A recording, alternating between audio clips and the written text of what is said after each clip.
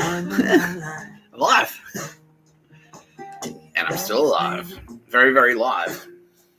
Very, very still alive. Fuck, that didn't help at all. That was the opposite. That made it worse straight away. Okay, we're off to a great start. We're off to a cracking start of this very special episode of No Pictures of a Bird. You're watching No Pictures of a Bird, a podcast by Mr. Tapscott. I'm going to give you one guess. Take your best guess, genius. Who's Mr. Tapscott? Okay. A lot of people got it straight away. I'm Mr. Tapscott. Thanks for joining me, everyone. In the booth. Pretty lovely, Sylvia. But I need to bring something to your attention. I've heard rumours. Ms. Jeffries. SJ. As some like to call you.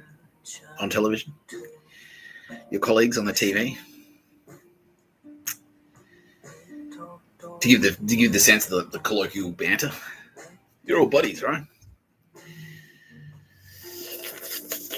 I put it to you, Ms. Jeffries, that you are indeed changing your hair to fish for compliments from Mr. Tapscott. How do you respond to these allegations? Yeah.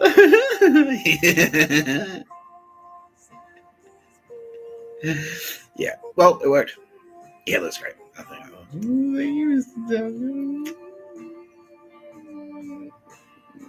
But no, it's not enough. It's not enough to be lovelier than Roz. He's pretty lovely. He's the loveliest. You're pretty lovely. Tell me about the birthday. Yeah, so I was like, how old is Sylvia Jeffries anyway? Turns out, I won't say how old she is. You can do your own research on that one. But her birthday is on the 23rd of April. So Daz's birthday, Darryl Beveridge, his birthday is on the 22nd of April. Sylvia Jeffries' birthday is on the 23rd of April. Mr. Tapscott's birthday is on the 24th of April. And then Anzac Day is on the 25th, the next day. There you go. That's number one.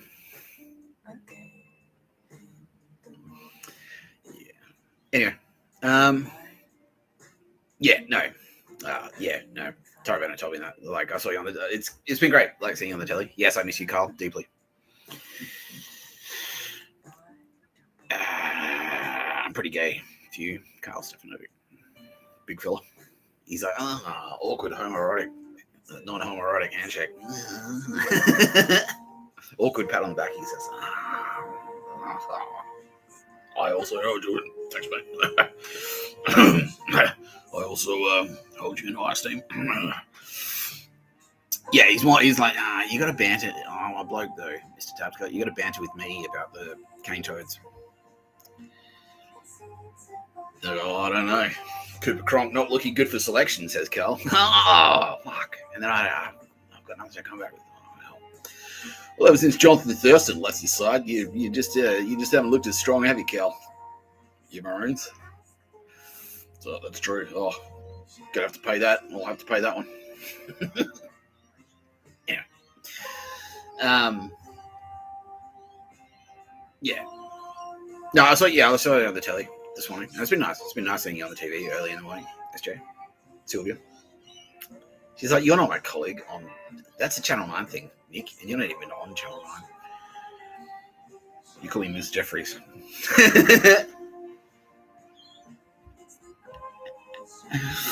Yeah.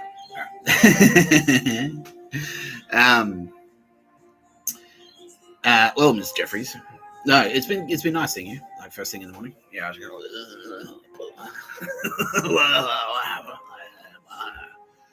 What? And I have a cup of coffee. Coffee. What? Wake up, you baby. Every morning. Kitty Callahan Tornos. Wake up, you baby.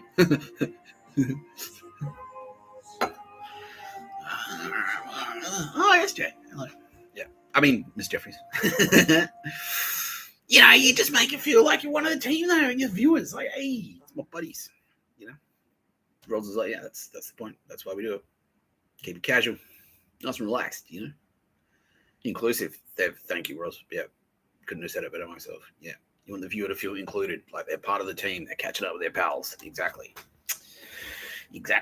When really, no, they're there for the advertising revenue. He's like, nah, that's not true. That's not true. Yeah, and you're a stylish lady. You like to look good, But yeah, I'm like, she changed her hair again. Like, look at that. Tara's like, well, why do you think she did that, Mr. Tapscott? Why do you think she did that?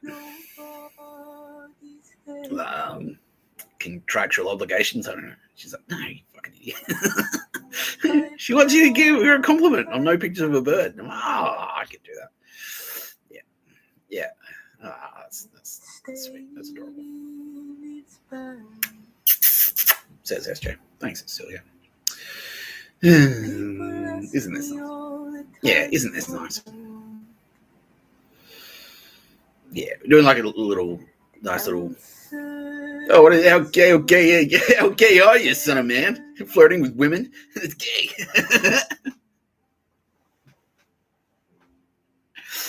Yeah. It is pretty gay. So, well, it's style talk, Bill. It's a few hair care tips, mate. I mean, obviously you're feeling Roz, I've identified there's a gap in your demographics there. You haven't covered the bald ginger. So I don't know. Like, there's no one on your telly that on your screen there that Billy Bitch Tits can relate to, and therefore he's feeling kind of alienated by the coverage. Damn. Oh, yeah. Anyway, we've got a few things to talk about today. I'm kind of winging it. I haven't really planned. Yeah, I'm winging it basically. But joining me, as always, Tara Bennett, representative by Scandal. She loves me more every day, she says. Thanks, Tara. Never get tired of hearing that. Don't forget, we're getting married. I was going to kiss you in the wax. That would have been disgusting. Yeah, Megan. You smell great, baby. And Kitty Callahan of Kitty Callahan Tire and Auto. Australia's the nation's greatest chain. Car care and auto repairs. We'll even have someone whacked. There's a Chinese family on your street that you need taken care of. Kitty Callahan Tire and Auto. Pay us a visit. Use dog shit fan. Fucking spastics. Yeah. So we did. Yeah. Headline. Okay. So we've established that the Gestapo are operational in Australia, the United States, and around the world, basically. But guess what? So the SS. Makes sense, right? Yeah. Anyway. Yeah. And now they're like, oh no, our secret is revealed. Oh, fuckhead. Like, use the word Nazi. Where there's Nazis, there's SS. You fucking spastics. Yeah. Yeah, but we nearly tricked you. Well, yeah, I mean, yes and no. Yes and no. Like, we've always just tolerated you, basically, but you fucked up a couple of things badly enough that now we don't have to tolerate you anymore. It's like, all right, cool. Thanks. Yeah. One Diane Keaton. If we can draw a connection between all of you and that one murder, that one assassination, just one, we can kill you all. Yeah, you're terrorists. Yeah, that's an act of terror. You're motivated by politics or religion. In this case, Nazi anti-Semitism. And you assassinated someone. Like, as in, there's no emotional connection between you and the victim. Like, you don't know them personally. You weren't motivated by... you don't know them personally. So, that's an act of terror. That's it. Like, cool. We can just kill you all. If you're connected to it, bang, you're done. Shoot you in the head. So, here's the timeline of events. You spastics started... We always knew you were there. You spastics started assassinating people cool people in 2016. And we went, all right, well, let's draw up the plans. Done. That's it. So then we spent the rest of the time. That was about 10 years ago now. 9 years ago. That's number one. 9 years. That was 9 years ago. In that 9 years, we've basically just been painting targets, getting ready for this moment, which sort of started yesterday, but this moment, where we just roll in and shoot you all. That's it. Yeah. That's it. Yeah. So thanks for playing, you fucking spastics.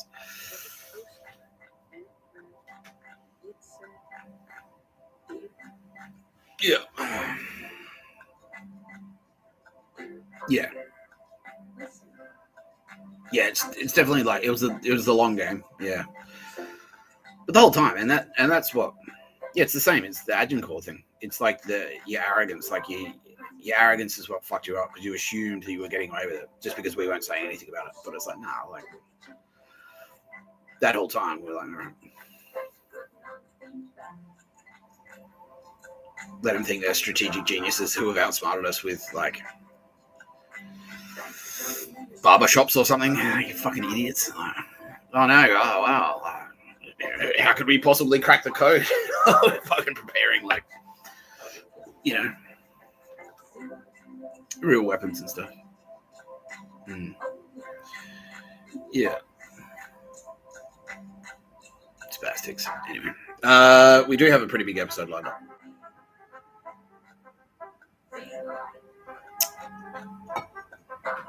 We do have a pretty big episode lined up. Ross was like, Nick, you know, are you tired, mate? Like, yeah, 2 big emotional episodes back to back. How you feeling today? I'm like, yeah. Got a little bit of a headache. But I'll be all right. Yeah. I did some legwork today. Like, I had to go out and try and look for new accommodation. So that was a bit of a journey. But you know, I'm all right. Yeah. I had a kind of shitty sleep last night. That's all. Yeah. Look, I woke up really early. And now that I'm on the air, I'm like, yeah. Oh, like, because I had a cup of coffee. Yeah, I had a speedball. I had the food equivalent of a speedball. Yeah, that's what it is now. That's exactly Tara. It's like, exactly, dude. You fucking spastic. She said, no, you added that on that bit on the end. She didn't say you fucking spastic, but that's what I did. Yeah, so it's like, well, I better perk up with a cup of coffee. But what actually kept me awake was because it's like a blood sugar thing, and so yeah.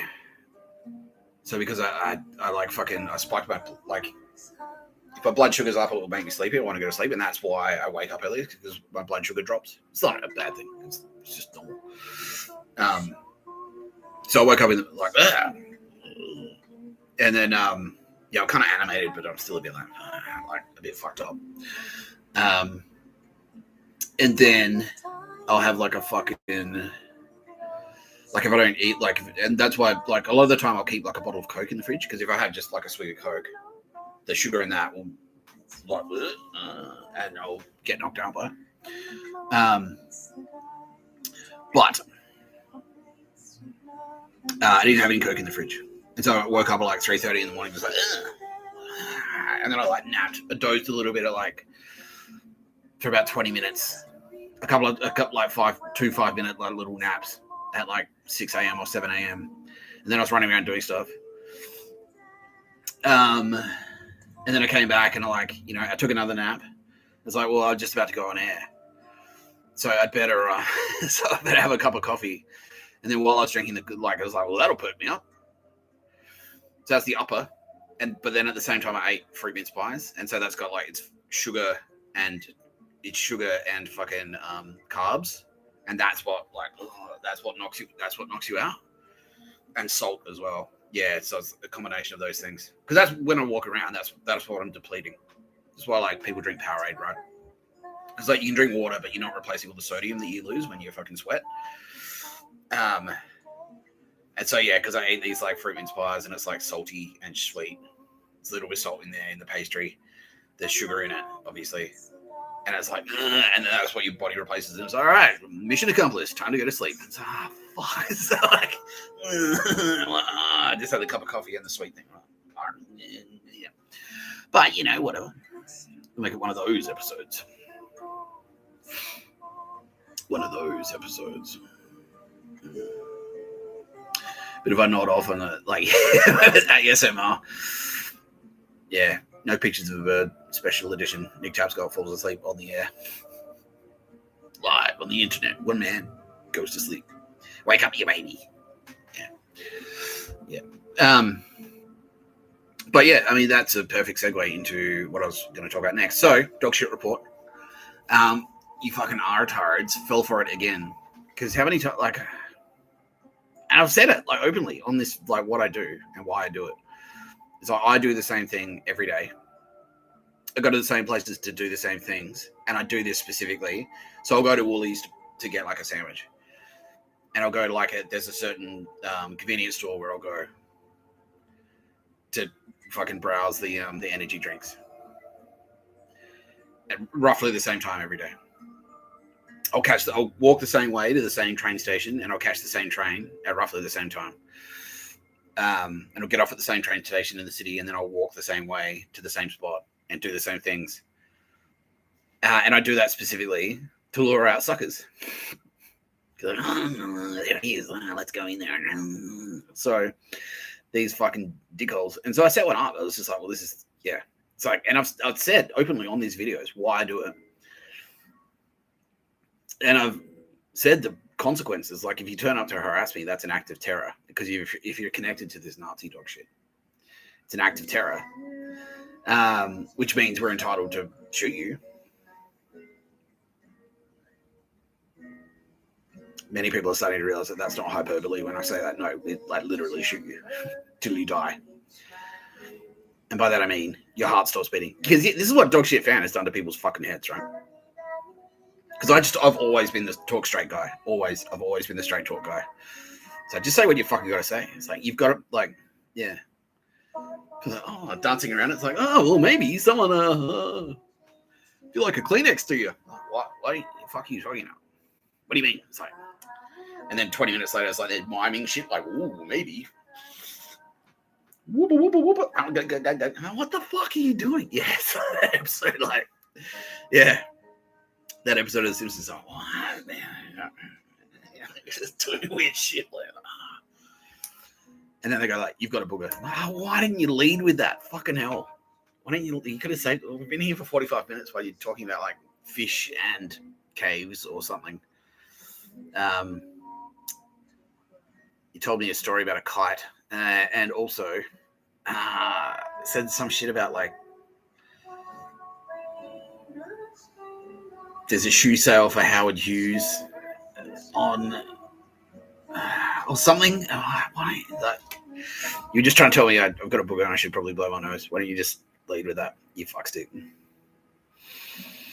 Yeah, and so that's what this Nazi dog shit is. It's like they're all like, everything's a code. It's like, something, yeah. I'm just gonna go out and get a loaf of bread.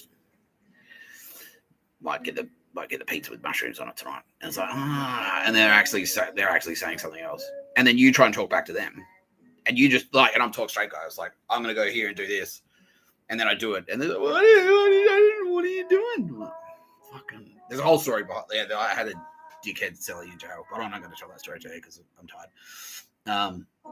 It was exactly like that. Like everything you said to him, like you couldn't say the right fucking, like, because whatever you said, he'd be like, that's a code for you're calling me a fuckhead. No.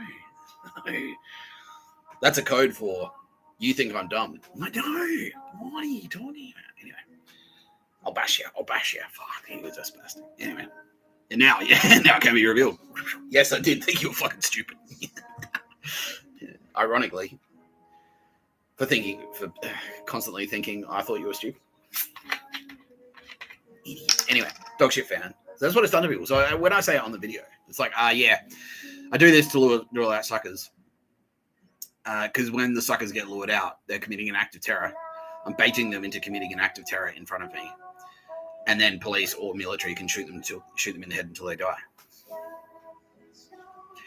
And that's a code. He means he's going to write a mean tweet about us until maybe we get blocked from his Facebook account in 2028. I was like, no. No. Dan Murphy's, how are you doing?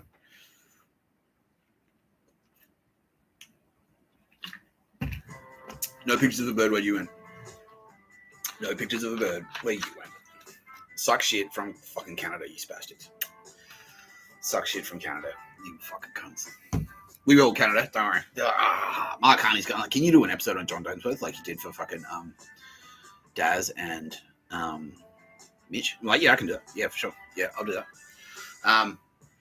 We just spaced about a bit, that's all. But yeah, like they were Canada was today repaid, partially repaid. The debt will never truly be repaid for the loss of John Dainsworth.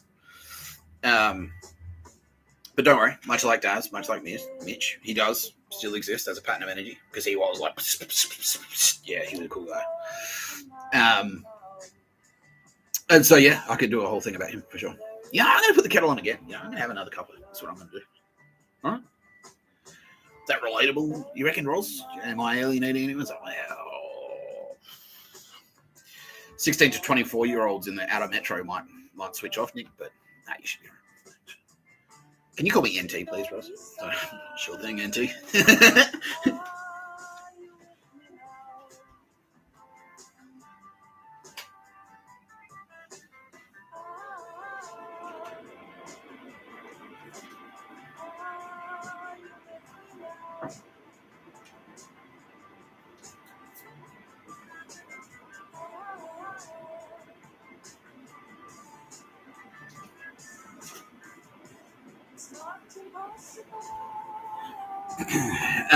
So yeah, so I set up another one. Like after all that shit that I said, like all the time I was spending on the street and going on making YouTube videos every single day, to say the reason I'd make these videos is to lure in chumps. Yeah, as soon as I get out of jail, I start setting up the next one. It's like, all right, I'll go to this one convenience store and I'll get this one item roughly every day.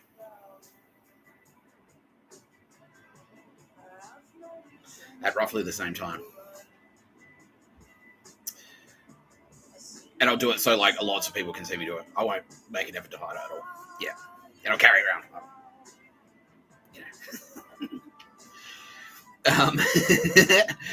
And what happens? Yeah, straight away. So I was like, all right, cool, easy. Obviously, it's a Mossad fucking business, you fucking dicktards. Obviously, the guy behind the counter is in on it. He's a Mossad agent. We've got cameras in there. We've got Wi-Fi set up in there so that anyone that comes within basically like 2 kilometers of that particular store is tagged. Their Bluetooth is tagged. Your phone, if you walk within 2 kilometers of that store, Mossad, backed by 3PLA and fucking Spetsnaz digital teams, and the digital teams of the United States who aren't the NSA, they're the good guys, could go through your fucking phone and see all the dog shit fan in there, see all the dog shit messages. Yeah, and it's straight away. Like it's got a color. They're telling me it's got a color. They just see it on the screen. If your phone has like an association to any known dog shit loser who have been exposed by the Anom sting, Operation Ironside, it turns you red straight away. So all right, there's a connection. Yeah, within 2 degrees of separation. So you know someone who knows someone that was tagged. You'll come up red. It's all right. Well, who's this? Tick click. Okay. Telstra employee, Mike Burgess associate. Done. Like tick. Like you're on the list, cunt. Like yeah. Ding dong. Hello. Hello.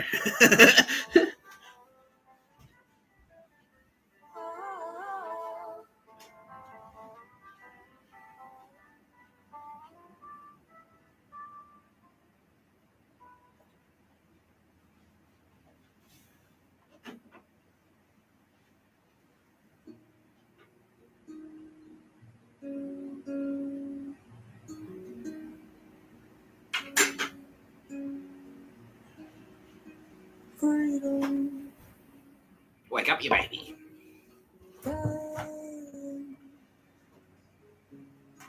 So many friends wish that were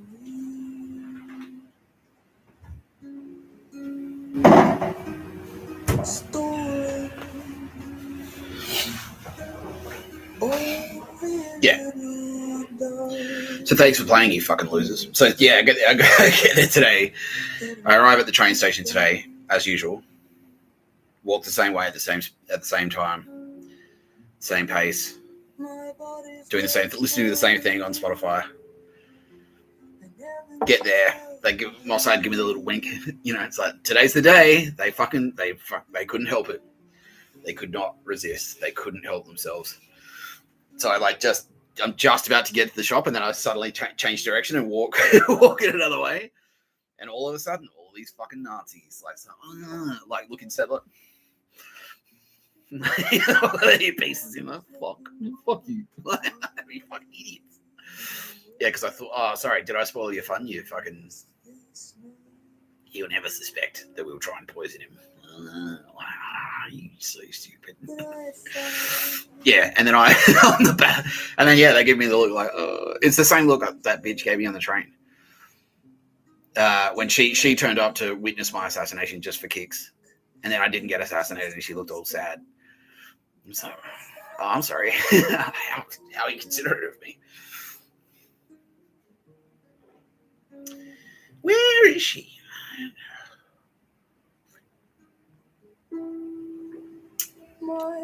Where'd she go?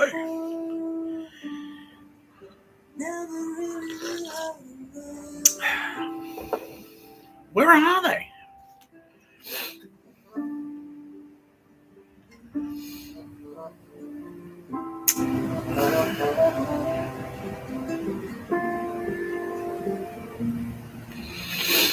Maybe when if anyone sees Shinzo or Decam, just ask them. It's like, have you seen those dumb bitches who were on the train trying to assassinate Nick Tapscott coming back from Wellington to Sydney?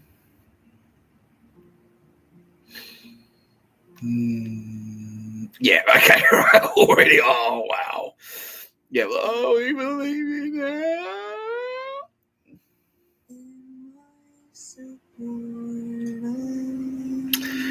None of that is space magic, by the way, you fucking spastics.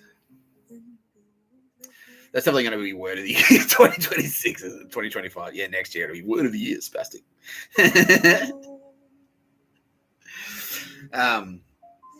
Yeah. So funny. Yeah, none of that is space magic. None of it. None of it is space magic. It's like, oh, who are these two fucking Deros sitting next to me on the train? Yeah, and some other bitch. Yeah. Oh, I wonder who the assassins are. Yeah, like just a fucking security camera. You're not even fucking masked up or anything.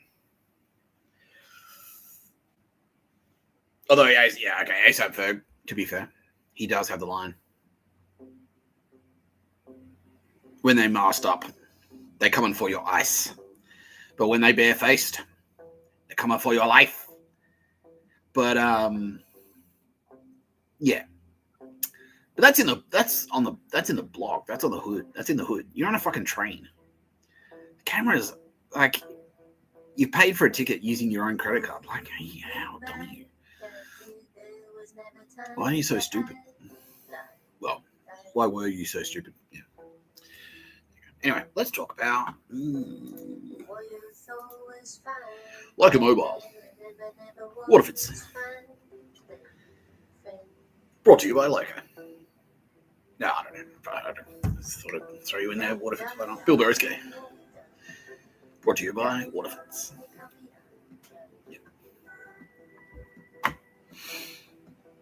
So some of Dave Chappelle's Bill Burr's gay. He didn't mention you by name, Bill, but he was like, yeah. I heard you gay. And I knew he was talking about you, Bill. Oh, God damn it. Yeah, Kamo can confirm. This is her joke. She just made this. Kamo can confirm Moose understands that you're gay, Bill.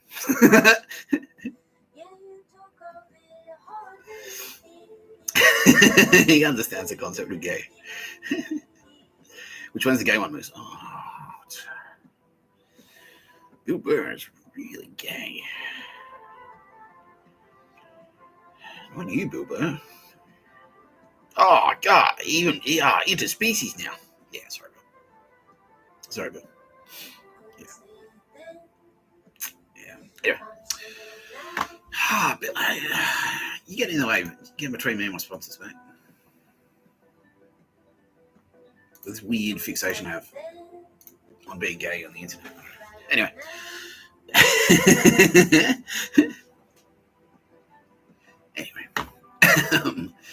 Like a mobile.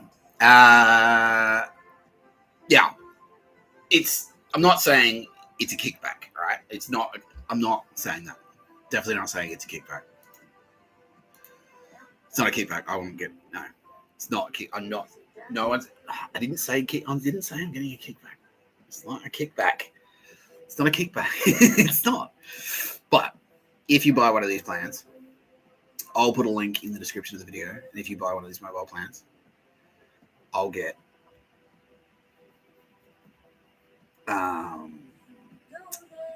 a back payment. Not to be. That's not. Yeah. I'll get it. Yeah. I'll get it. Some. Yeah. It's not a kickback though. I didn't say kickback. Who said fucking? Anyway.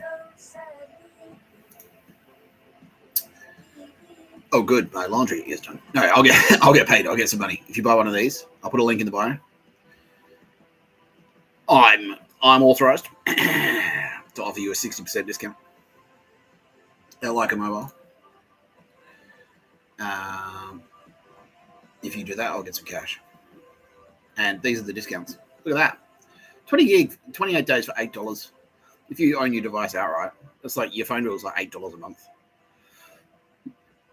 Better than fucking $150 or $200 a month. Like Telstra or whatever. Get rid of that sell that Samsung Fold on Facebook Marketplace to some sucker. Take that $2,000 and buy shares in Tabcorp. No, definitely don't do that because I've got a feeling he's my hot stock tip. Don't. Yeah, all of those big gambling companies, I wouldn't be putting my money there. Let's put it that way. Anyway, yeah. Look at this, 150 gig for $20. So, like, if you're like me, because I don't have like fixed internet yet, I just use my mobile data. That's it. I shoot all no pictures of a bird just on mobile data, like a mobile data basically, and Aldi mobile data. Yeah, and it's like it's cheap as shit. So yeah, if you're one of those people, you just want to like fucking like you don't use that much data. Like all you wanted, like you've got Wi-Fi in your house, and you just want to like listen to Spotify on the train. You want to listen to no pictures of a bird on the train on the way to work or whatever. 20 gig is fucking plenty. $8. But you get 35 gig for $10. If you want to listen to no pictures of a bird on the way to work and then on the way home, you can do that. It's pretty good, right? Yeah, 35, $10. Yeah, so $10 a month. If you own your phone outright, yeah, which I strongly recommend you do instead of going to the big telcos like TPG, Optus, and fucking Telstra are dog shit, total dog shit.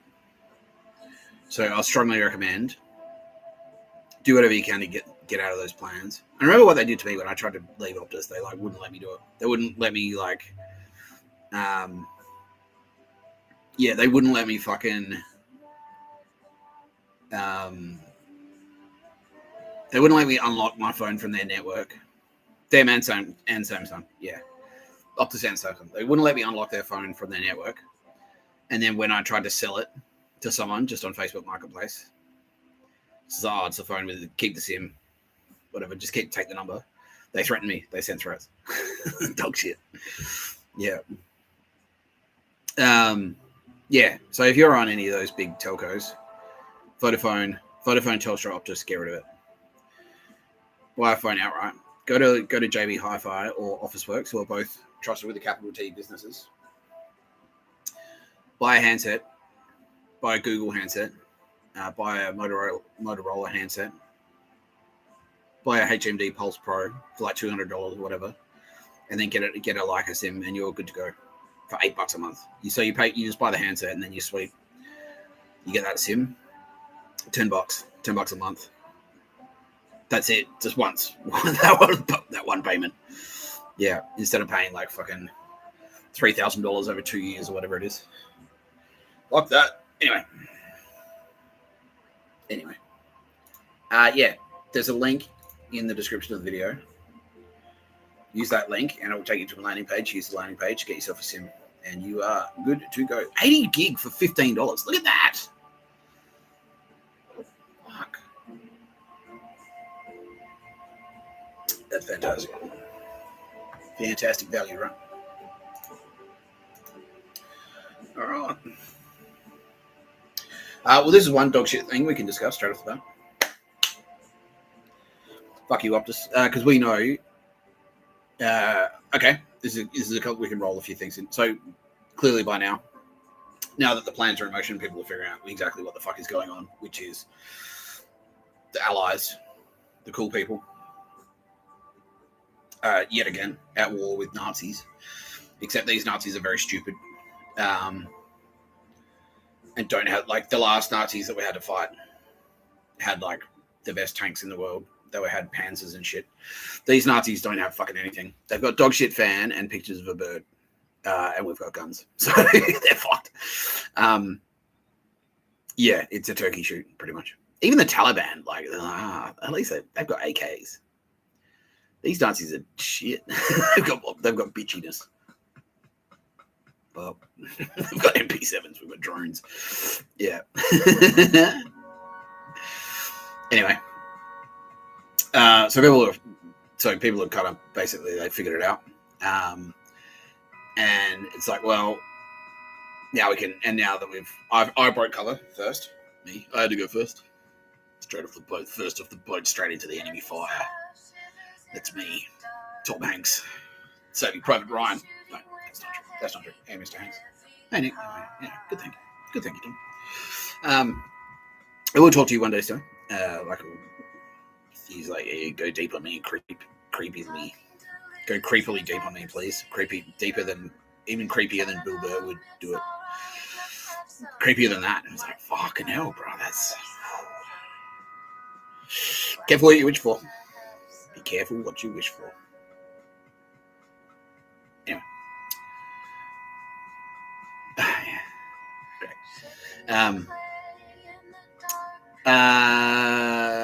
Yeah, I had to go first. I broke cover first. Said, hello. You're watching No Pictures of the Bird, a podcast by Mr. Tapscott. I'm Mr. Tapscott, and I'm here to tell you that I am now. And always, I'm not now. I'm not anymore. Full-serving member of the Australian Federal Police, working undercover to expose you fucking spastics. And I'm also in Mossad. I did that first. Because, I'm pretty cool. The coolest one. The unbeatable one. And now that I've done it, everyone else is doing it. So all the undercover AFP, all the undercover SAS, all the undercover Mossad, all the undercover Kingsguard. Yeah. And Donald Trump has basically been across this plan. Like Donald Trump and King Charles have been across the plan for years, working very closely with Mossad. And yeah, we kept it quiet on purpose. Then it's always been the plan. It was like, oh, by the way, this is a big sting. You fucktards. We're here to bring you down, very violently, in a very violent way. Yeah, because fuck you, you murdered Warnie. Anyway, so I did it first, and now everyone else is also breaking cover. And so what you're kind of realizing, because you infested the fucking dog shit. Half the media was dog shit. But the other half of the media was the opposite of dog shit. And there were a couple of fence sitters, and then they realized, like, oh, fuck. And as soon as, to the media's credit, the Australian media at least. They went, oh, fuck, and jumped onto the good guy side. But ABC News channel, that's always been the AFP. That's always been Australian Federal Police. That's the police channel. They are police. They are all police. That's police. That's the police. Yeah. So all of you chumps have been jumping onto iView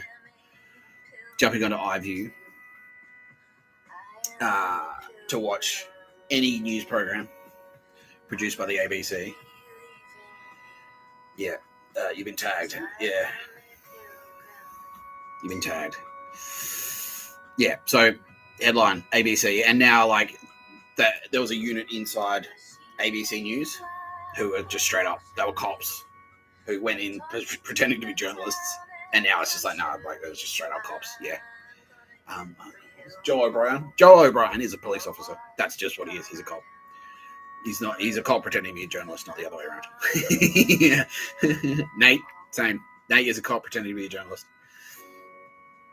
Yeah, because he started losing friends in the Sydney scene, Sydney gay scene. You could say it, Nick. He says, "You could say I'm gay. Yeah, I'm gay on the internet. Gayer than Bill Burr." Oh, big call. Big call. So, word gets around, Bill. You're really gay, but not as gay as me. All right. Yeah, because he was losing friends. He was losing friends in the gay scene, and he's like, "Fuck this." And so yeah, cops kind of like went. Because it's sort of the same way they tagged me. It's like, oh, well, if shit hits the fan in Australia, who can we count on? And so they sort of took stock. And I was like, okay, because Australia's not that big. Like our population really isn't that big. And the same dodgy fucking technology that all the bad guys have to keep tabs on people, the good guys have it too. Like we've got data, we've got algorithms, easy. And so they were just kind of like screening the population. They're like, all right, when shit hits the fan. Because they always had the Australian military's always worked with Mossad since they fought together in the Middle East against the Nazis. Ever since then. Yeah, and so okay, like we've won the battle, but there's a chance, like because they know all the stuff that I've been saying is like that's them telling me it's like, all right, this is what's actually happened. Like just because we killed Hitler and we knocked out the tanks, that doesn't mean that the Nazism died. The Nazism is still there. It just got walled off, and now the wall came down, and now it's spread out again. So those same fuck sticks are still there. So if the shit hits the fan again, who can we count on in Australia to be an Anzac? Who's a digger? So they drop a list. I was on the list, obviously, the coolest one. But Nate was also tagged. He's like, hey, bro, like we can see that you're trustworthy. We can see that and maybe they set up a couple of sneaky little opportunities. It's like, let's see what he does here. Will he kind of like, what choice will he make in this situation? And I won't go into detail because I don't know. I don't actually know. But yeah, they set up situations like, how's Nate going to react? Like maybe just for argument's sake, maybe they offered him a bribe or something like that. And he went, nah, not for me. Yeah. Yeah. He's like, nah. Yeah, and then he explained his rationale. He's like, nah, I don't need any of that dog shit. Yeah, fuck that. Okay, cool. Yeah, you're a cop. You're a cop for sure. Yeah. And so they tagged him and went like, your friends have been dying. Do you want to do something about it? He's like, yes. It's like, cool. This is what you're gonna do. Do you want to be a weatherman? He's like, actually, yeah. Yeah, I do. Yeah. I like weather. I like the telly. He's like, you got a face for telly. He's like, yeah. Sick, man. Yeah. Yeah. So yeah, that's the thing, and exactly the same way that they recruited me, which is like they didn't say like I never got sworn in, like I never went through the police academy, because obviously like Sydney is it's the gutter. It's fucking so dirty, and it always has been. And then that's like the excuse people say, we're convicts and we've always been a little bit shades of grey. But it's like, brah, that's not an excuse. Like, that's not an excuse. That's not an excuse to be dog shit. Yeah. Yeah, like an elite, like a sneaky 2-up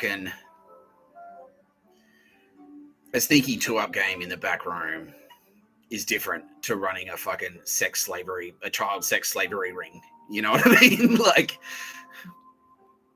I'm just an Aussie larrikin. You fucking murdered 18 people, like, for no reason. You fucking cunt. Like, yeah. What do I like? I'm an Aussie. Diggers and stuff, hand sex. What the fuck? Because they're Chinese. A bit racist. Isn't it cute? No. No. It's not cute. It's not cute at all. You fucking cunt. Like, yeah. Yeah.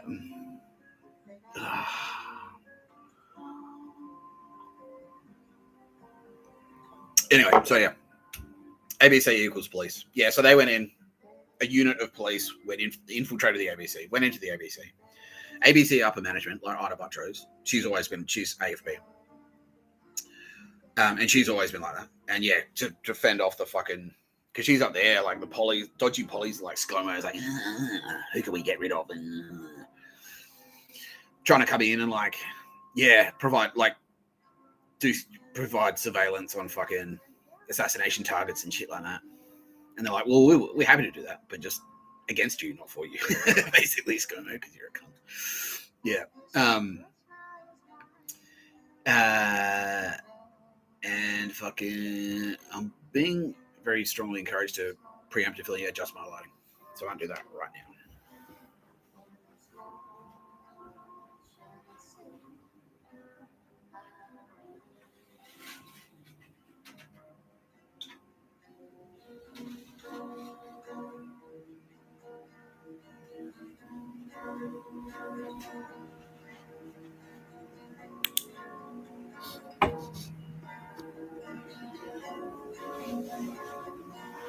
Oh, yeah.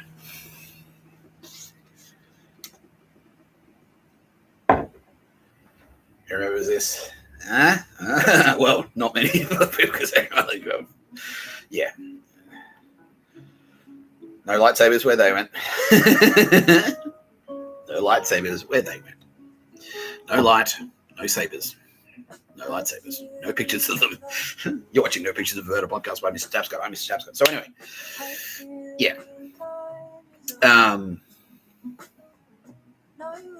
That's actually a great idea, Kitty Cat.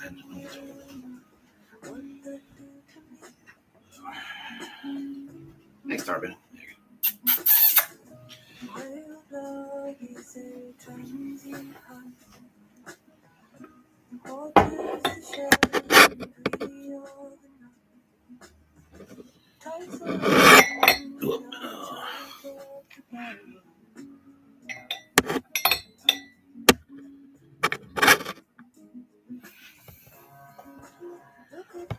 we go.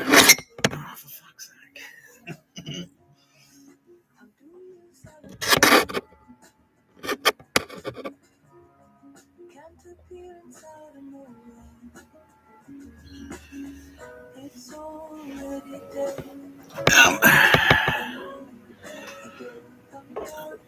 There we go. Looks like a day show the ferret to the egg.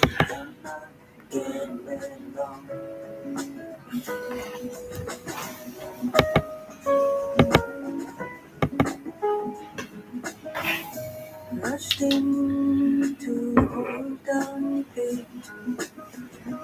Now I sleep sideward. There you go. There you go. Yeah. Okay, cool. Yeah. Where was I?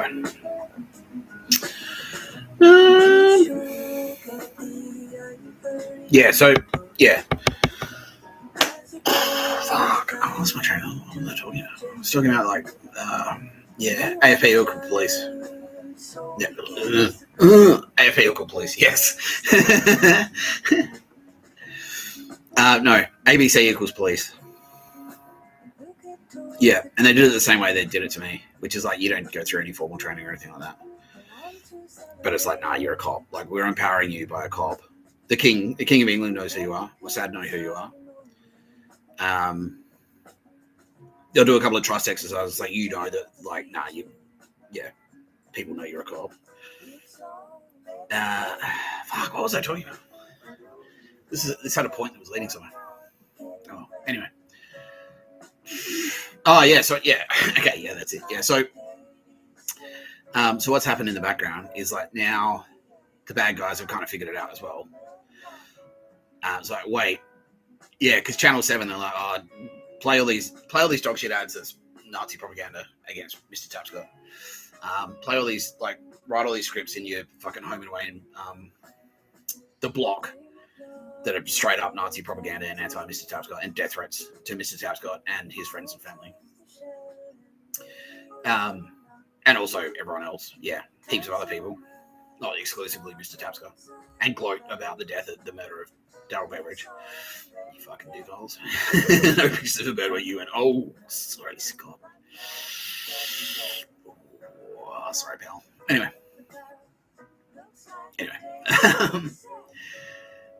So the bad guys figured it out. Yeah, because all that shit got ripped down. And then they went, well, how come the ABC's not getting ripped down? Oh yeah. Yeah, sorry for Zal. That whole time, everyone you worked with at Four Corners was police. They're all police.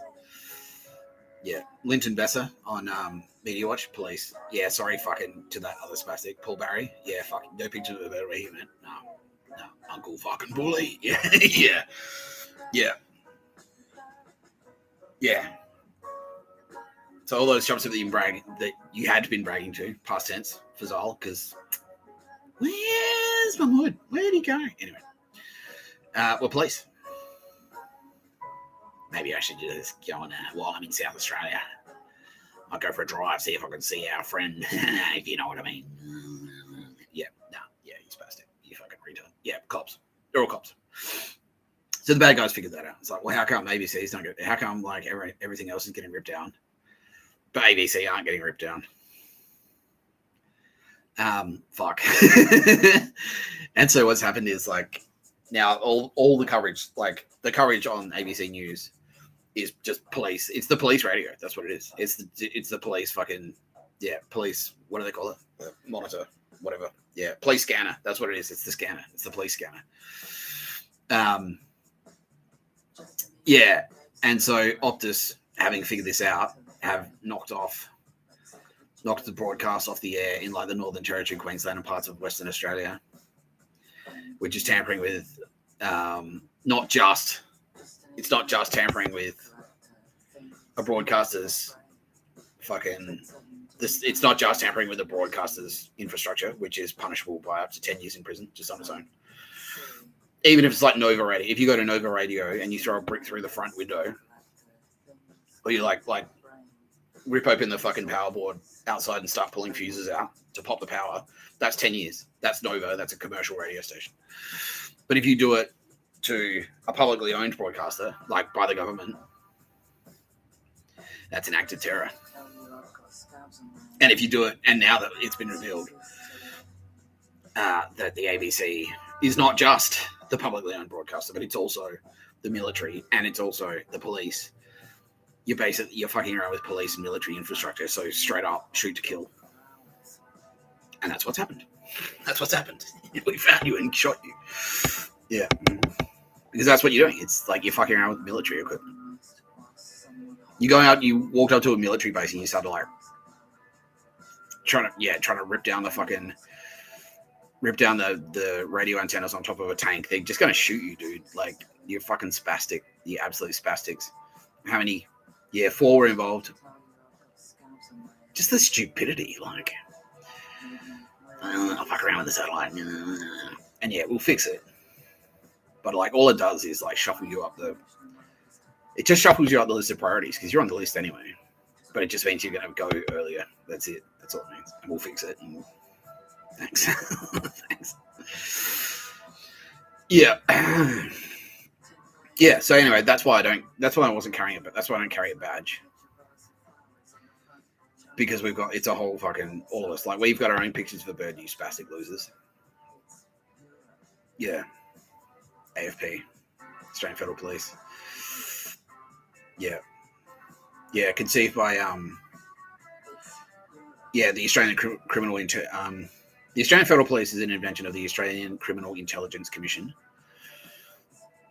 which is effectively Mossad. Yeah. Yeah, obviously it's Australian owned. Like it's an Australian government thing. There's no conflict of interest or anything like that. But it's backed by the British Crown. And the British Crown, if you haven't read the Constitution recently, the British Crown is still the fucking sovereign of Australia. Still the head of state is the Crown, is the British Crown. The King of England is still the boss of Australia. And that's what he backs. And it's, yeah, straight up, like, yeah. Yeah. Which is the Australian military, and, like, yeah, reported to the Governor General, basically. Yeah, so good luck. You can't get around it. Like, you can't get around it. Yeah, because there's always been good guys and bad guys. There's always been good guys and bad guys, and there's always been dog shit, corrupt pollies and presidents and fucksticks. And so they've got mechanisms in place. Like, there are all these, like, sneaky little official secrets acts and things like that. All these, like, little paragraphs here and there in the Constitution and in legislation that make it, especially an Australian Prime Minister can't fuck around with them, because Australian Prime Ministers are notoriously dog shit. So yeah, it's like above any parliamentarian's pay grade. Anything in there, anything run by ASIC. Yeah, and they said, yeah, we've done that intentionally to make it harder to say. Yeah, it's not ASIS. It's easy to say. Yeah. Yeah, ACIC. Yeah. Yeah, they've done that on purpose to make it harder to say. So it's harder to memorize, so it's like people don't talk about it. Yeah. But anyway, here we are on the internet. Yeah. Well, you can talk about it now. Yeah. Yeah, so that's what started the Australian Federal Police. It's like, all right, any local police are corrupted by the state government. We need a Commonwealth authority. That can act above any of the state governments.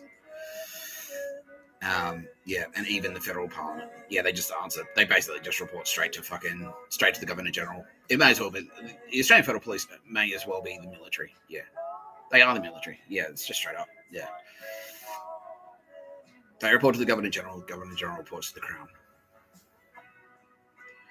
But it's exclusively staffed by thoroughly vetted individuals who can't be corrupted. And that's part of the reason, like, I had to be broke to test, to make sure that I wouldn't take a bribe or anything like that.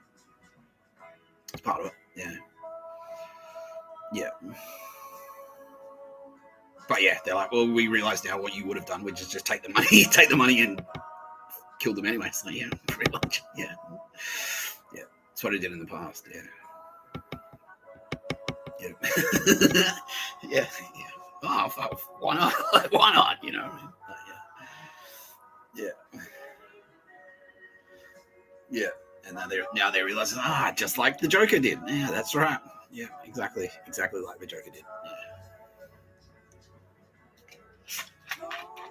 Yeah. I can't be bought. That part's true. I didn't say I won't take the money.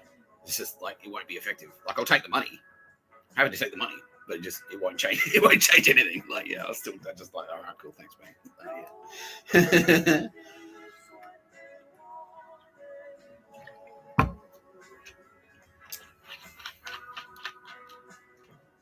Yeah.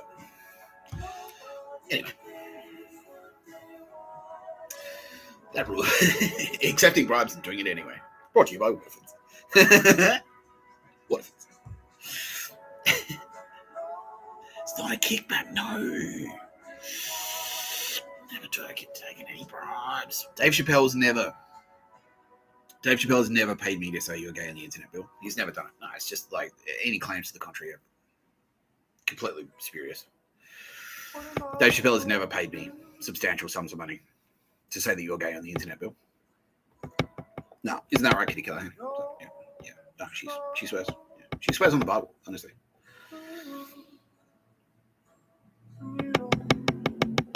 Bill, like, no. Dave Chappelle has never paid me to say you're gay. Never. On the internet. No.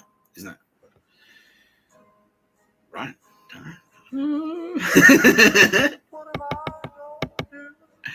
No, it's true, Bill. No. Yeah, no. Dave Chappelle's never paid Nick Tapscott between $10 and $12 million in in a combination of US currency and Kruger rounds and Bitcoin to say that you're gay on the internet. No, it's never. That just didn't happen, mate. It just no. So it's all in your head, bro. Bro, what are you talking about? Bill, you're paranoid. No one's spreading rumors that you're gay on the internet. What are you talking about?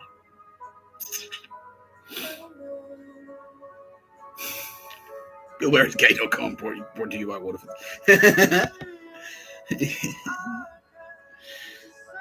Yeah, we'll get you a Mardi Gras float.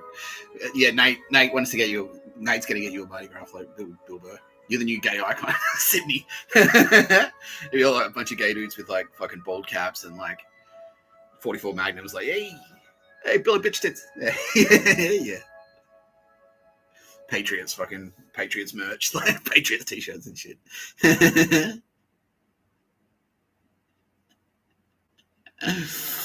Yeah. Dave Chappelle is now pledging. He'll commit financially to that. Like, yeah. It's not a kickback though, Nick. It's not. No, it's not. Well, thing is, Dave, this float, normally it will cost around 10 grand. It's actually local trade shortages, skills shortages, Dave. It's actually going to cost $1 million. So I don't know what to tell you. It's not a kickback, though. It's not. I only accept kickbacks from Leica Mobile. No! Not even from Leica.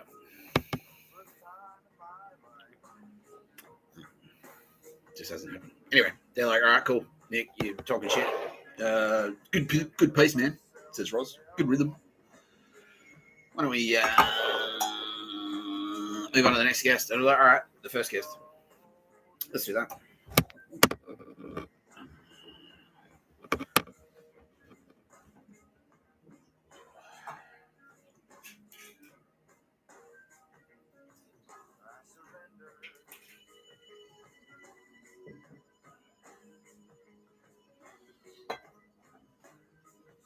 Yeah. I think I need 2 cups of coffee.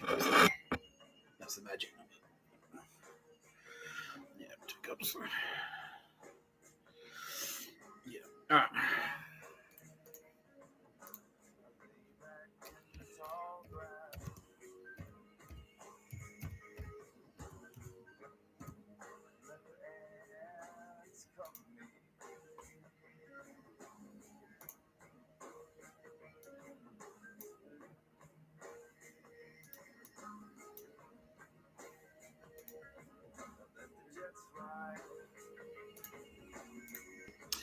Hello, Langdon. Do I have you on the line?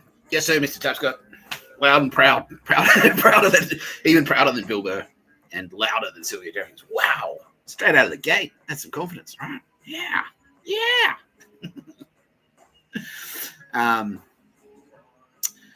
Hi, Ali. Yeah, great, thank you. Nick. Can I call you Nick? Yeah, please do. Yeah, please. We've got that kind of relationship. We've got that kind of rapport. I'm not as stuffy as His Majesty King Charles III. Oh, yeah. Highly controversial. Yeah.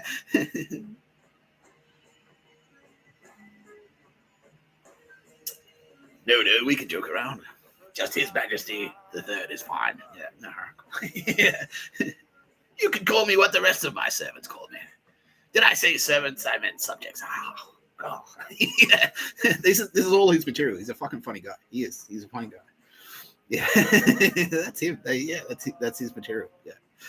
He's funny. Yeah. Not as gay as Bill Burr, but almost as funny. Like, jeez. Stay in your lane. Hey.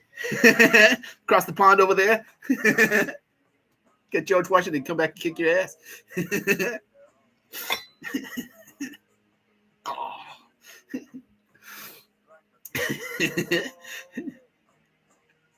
Yeah. Anyway, we're supposed to be talking about you, Ali. But you're good. You're very well, are you? Yeah. Okay. You're having a great time at Channel 9. So Channel 9, it's just fantastic sense of camaraderie, and that's great. So do they call you AL? Oh, no, they don't. Maybe you hang in there, says Roz. Maybe one day you get the AL. Doesn't roll it. It's not like SJ. That's to start soft and then end hard. SJ. You know what I mean? Like, yeah. And then David Cameron works because it's Campbell, sorry, not David Cameron, sorry. Oh, David Campbell works because it's the other way around. So it starts hard and then ends off DC. Yeah. But AL is like too soft, too soft. Anyway. Yeah, you need like a hard consonant in there. But anyway. Yeah, cool. Yeah, so the sense of camaraderie, like you guys are all supporting each other. Yeah, the sense of camaraderie has really brought everyone together because, yeah, the douchebags have been edited out. Oh, yeah, we can talk about her. Yeah, she was like polio. Like she was like the human version of polio, basically. Yeah, she was disgusting. Yeah, terrible person. We'll talk about her next if you like. Yeah. But from your end, you kind of like, what was your journey from Nick Tapscott sucks to Nick Tapscott's cool? She's like, you were always kind of like, oh, well, he's a guy. But yeah, I haven't seen him do anything. You're kind of saying what I was saying, which is like, oh yeah, well, Space Ghost and shit, but what does that mean? Yeah. And then it wasn't until like kind of you started watching No Pictures of the Word, you went like, oh yeah, all right, yeah, okay, I'm on board, yeah, I'm on board, yeah. Well, you'll be happy to know, Ali, that your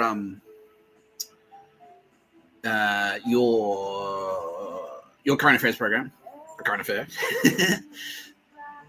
very creative title you got there, Roz. Like, yeah, it's cool. Yeah.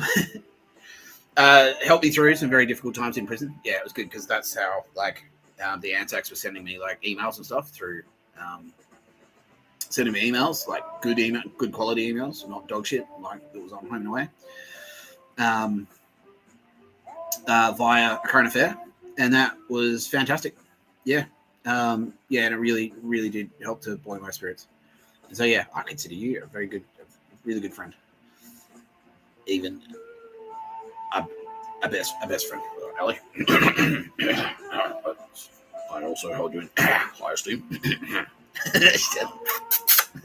Thanks, Ellie.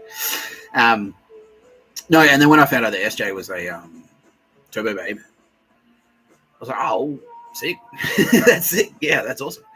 And yeah, so that's kind of what we wanted to talk to you about. Because SJ is like, well, for the same reasons, wants to immediately promote you to Jedi Grandmaster, which means, Roz, she outranks you. You are now to produce a television show at the executive level, and also day to day, your responsibilities really won't change that much. But anyway, just make sure that you curtsy every time Ali walks past you. You have to like, get Eddie. Yeah.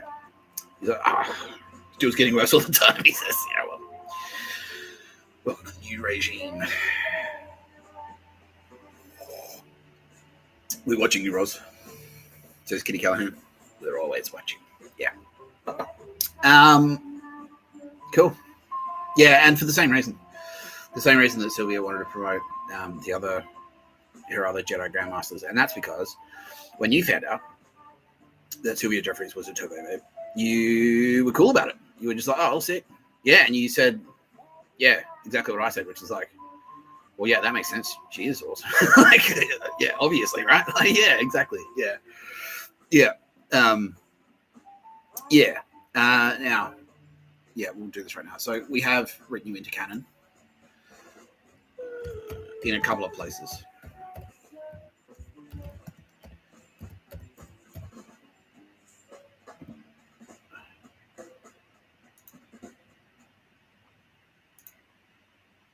Yeah. So Ali Langdon, this is you. Yeah. Yeah, you're the Scarlett Witch. Let's look at the character bio. So she's in the Avengers. Do you know much about her? Yeah, kind of. All right, let's look at the character bio.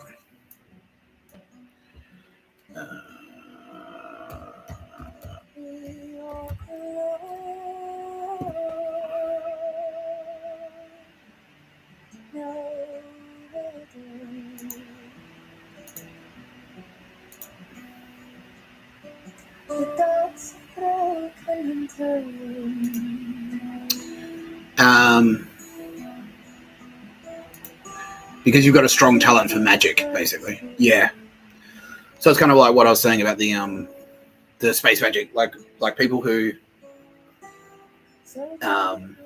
like liking music, or like if you hear a cool song that you really like, or you see a really awesome painting, or like you read a cool book, or you hear a funny joke, and like, you know, that's the space magic. That's your space magic recognizing the other space magic, and it makes you go. And so that's what. Yeah, so you've got really good taste, basically. Is what Sylvia Jeffries is saying there. So you've got a talent for it. Your ability to spot space magic is pretty switched on. So that's what Sylvia Jeffries is kind of calling it there. So this character is a collaboration between Mr. Tapscott and Sylvia Jeffries. We did this together for you to say you're cool, Ali Langdon.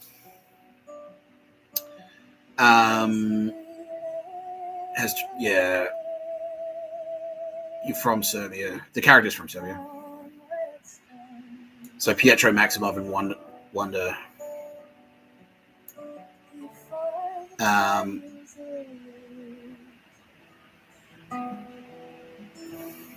You're both of them. Yeah. You're both characters. So you're the brother as well. Yeah. So there's a whole character arc for you, but basically they're brother and sister. So there's the Scarlet Witch, and then there was her brother, and he also has magic powers. I won't go into him right now, just for time considerations. And so that's kind of your shadow. The brother is your shadow. And then he dies during it's like the one where they fucking, yeah, anyway, Marvel nerds know all about this, but basically, like, yeah, your brother dies, and then that's your shadow dying, and then you just become the Scarlet Witch. You become the more powerful. You sort of combine to become the one extremely powerful one. Now, what you may also realize, and you can fly, like you can do all cool magic stuff. So you can make things happen in your mind. And that's a reference to you. Like if you think stuff, so SJ is in there, she knows you. So her space ghost is like circling around your head now. And so when you think stuff, it's like, that guy's a fucking, like, either good or bad. You can see something happening. It's like, that's shit. That's really shit. What happened this week in fucking Yemen? And then Sylvia Jeffries can go like, real dog shit detected. Fuck. And then go in and like take care of it. So that's sort of a reference to that. That's your Jedi power. Yeah. But also, many people will know that. Many people will know that in the comics and the movies, the Scarlet Witch hooks up with fucking Vision, which is Bill Burr. So that's Vision. So that's what that's sort of a reference to. It's like Ali Langdon and Bill Burr, they're going to make friends. They make space friends. Yeah, they're space friends. There's friends in the spirit realm. And sort of partner up and do shit together. And that's what's happening. Because that's Sylvia Jeffries. She's like, all right. Because Perseus, Bill Burr, you are Perseus. You slayed Sylvia Jeffries. She used to be Medusa. That stern lecture Sylvia. You slayed her. Because she was like, feminism. You know, she had a little bit of like feminism in there. Feminazi, you know. But then she like listened to Bill Burr material. And it's like, he's right. He's right. Because he held a mirror up. And that's how you got around her gaze. And cut her head off with your cool material. And slayed. Ended the shadow, Sylvia Jeffries' shadow of Medusa.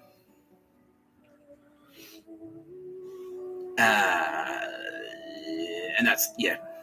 And so that's what put her, that's what gained her favor with us. And, you know, the rest of us like her, especially Kitty Callahan. Kitty Callahan's like, yeah, no, Bill Burr, he's all right. He's pretty gay, but he's all right. And so, yeah, so now Sylvia Jeffries Space Ghost is like, yeah, Bill Burr, he's fucking sick. Because she loves celebrities. She loves, like anything high.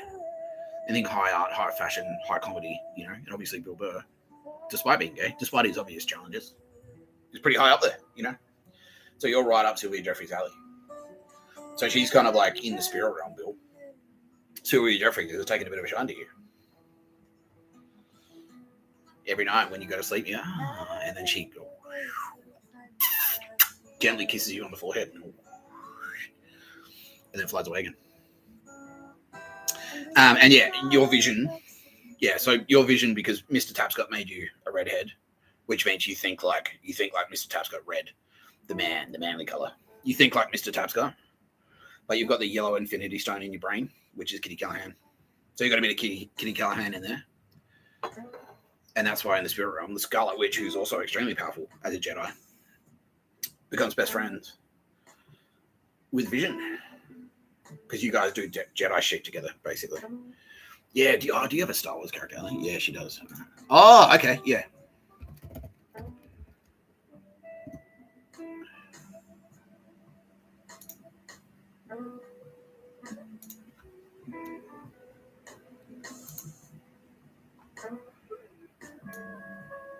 Yeah, cool. So,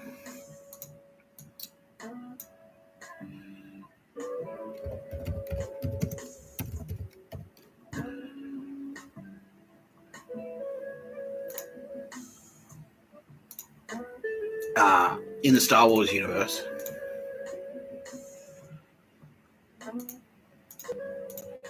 that's Bill Burr. But you are this chick. Yeah, you're this chick. Ahsoka. Yeah. So you got the twin swords there. You're good with both your left and your right, basically. That's what that means. You're a very strong writer. Yeah, that's sort of what that's a reference to. Because of your journalism. Yeah. So this is kind of like, so this is almost inverted, right? So in the Marvel universe, so Bill Burr's good guy, Vision, that's his light side. That's he's a good guy in the Marvel universe, and you're the Scarlet Witch. So you can be a bad bitch. You can be the bad guy.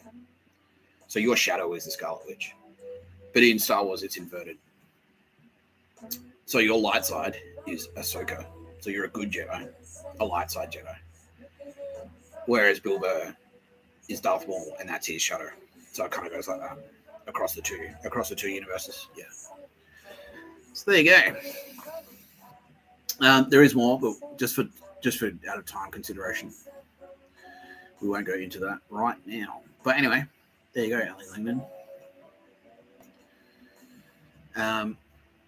Yeah. There you go. Yeah, and yeah, go for it. So Ali's now saying like, oh, should I read up a lot? Yeah, watch the show. Like, get Disney Plus and watch the show. Also, Bob Iger paid me a kickback. No, he didn't. No, that's you. Disney Corporation would now like to distance itself probably from No Pictures of a Bird, a podcast by Mr. Tapscott. Oh, the lawyers, Disney lawyers. Oh, fuck, they're on a flight already. Oh, no.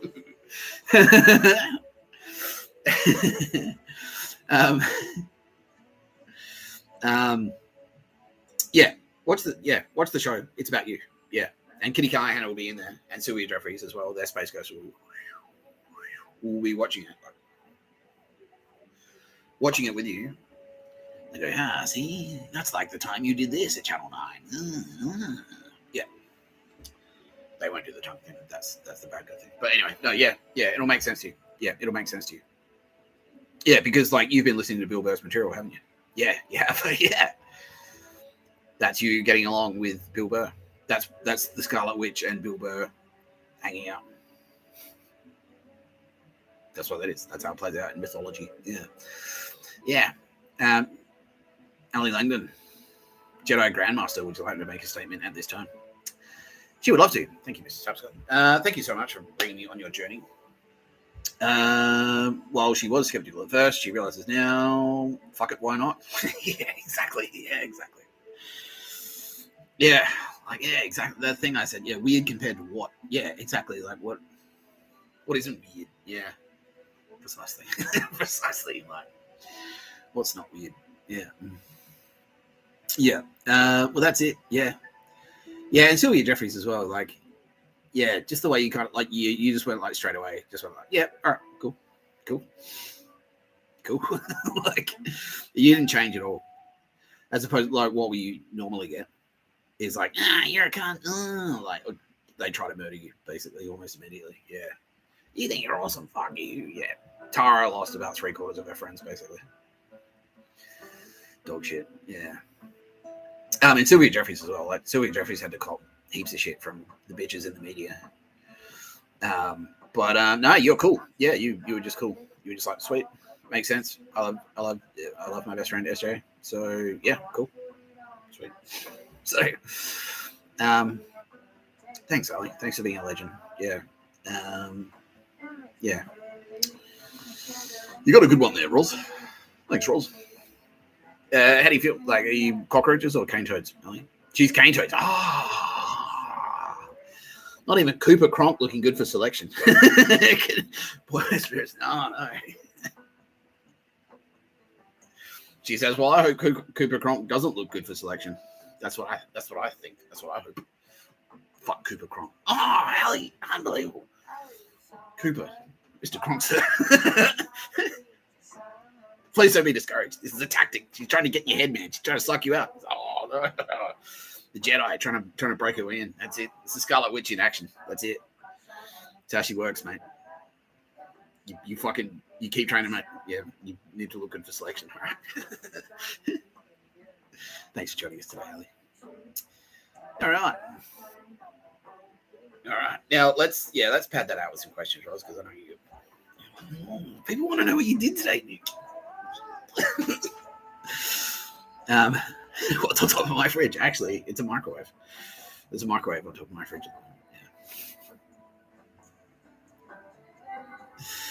Yeah. But no, seriously, what did you do today, Nick? First, I got up and had a piece of toast, and that's a few trying to go.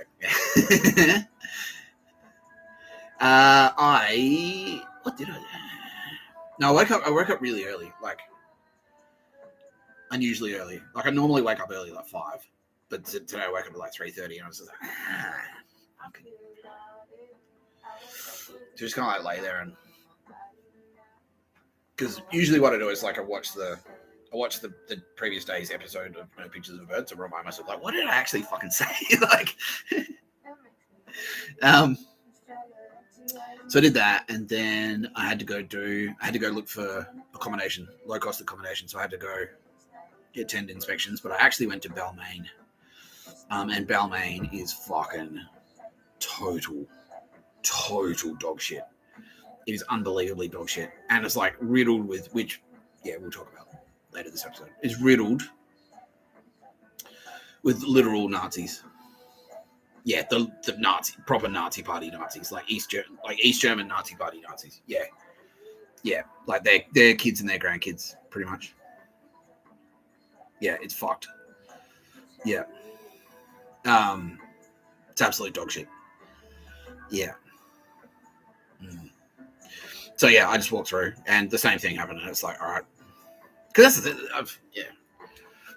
I've built the buzz up to the point where all I have to do now is walk into a place.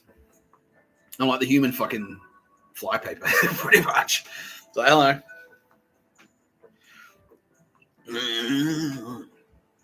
All these fucks things come out of the woodwork. Yeah. All these SS, like proper Waffen SS are in there. Yeah, not just Gestapo. Like, they still use all the fucking secret police tactics and all that shit. All the Gestapo tactics, but no, they're like proper SS. Yeah, it's fucked, bro. Yeah, and it was like, that's that, like, and it was like, yeah, my team, like Kitty Callahan's in there going, see that bowling club?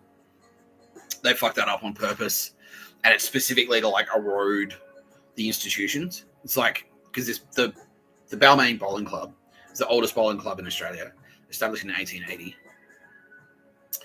and it's been bought by one of these Nazi dogshit companies, and they've just crippled the culture to the point, like, they painted it fucking metal grey, like gunmetal grey, like it's a warship, like it's a battleship, and they don't maintain the lawns, so no one actually bowls there anymore.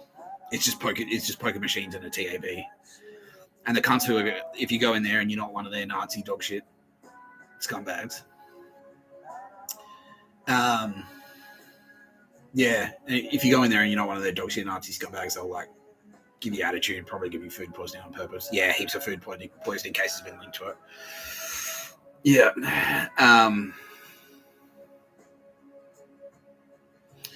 Yeah.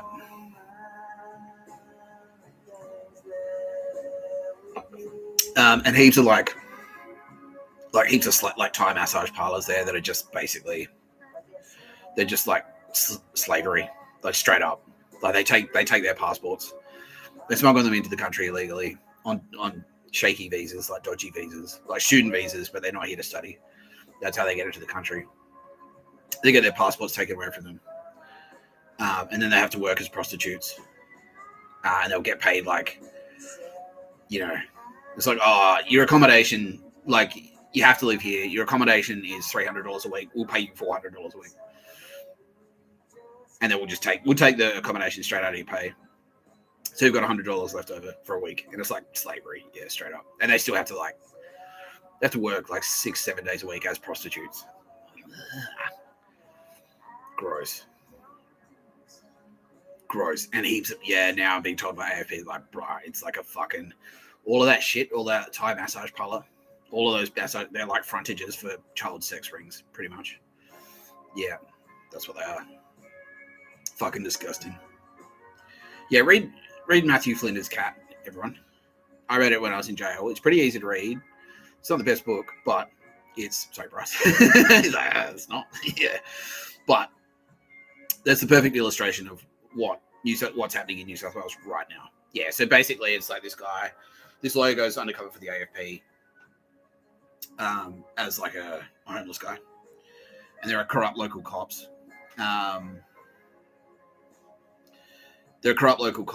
And pretty much he's there to like investigate, to bring down a child sex trafficking ring. But that's it. He goes to he gets his doll, goes to a pub, buys a bottle of scotch over the bar, makes friends with the Undrungada fucking local standover, Undrungada or Painters and Dockers standover operation, who run the pub.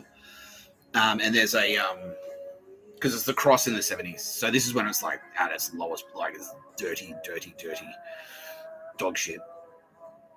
And he makes friends with them, and then like he makes friends with a kid. Like there's this kid who wanders into the scene, like a homeless kid, because this is when street kids were a thing. Yeah, like in Sydney, it used to be a big deal. Like, yeah, like homeless kids are like 8, 9, or 10 years old. And by the way, why were they homeless to begin with? Where'd their parents go? You know what I mean? Someone put a bad bet on. Australia has a dark side. Yeah. Yeah. So they've got no option. They end up like the cross. You can buy, like you can stand. They had the wall, which is right near Darlinghurst, fucking the art school there, which was like a gay beat. But basically, like you'd end up there. The kids would end up there because they just end up fucking selling themselves for sex, because that was the only way they could get paid. The kid gets taken in, and like predators are circling him, and this homeless guy like kind of like tries to jump in to intervene, like no, that's the fucking back off. But yeah, and in the end, he like exposes like there's like a sexy lingerie shop, which is a frontage for the child sex trafficking, pretty much. Yeah, but all that shit, like, it's not on the street anymore, but it is on the dark web, you know. And like, there are still bricks and mortar institutions that fucking facilitate. Just they're not all shop frontages anymore. Well, the dodgy shop frontages are still there, but like the child sex is just like, it's on the dark web now. Yeah, dog shit. Yeah, so Matthew Flinder's Cat, read that. That's still happening. What happens in that book is still happening.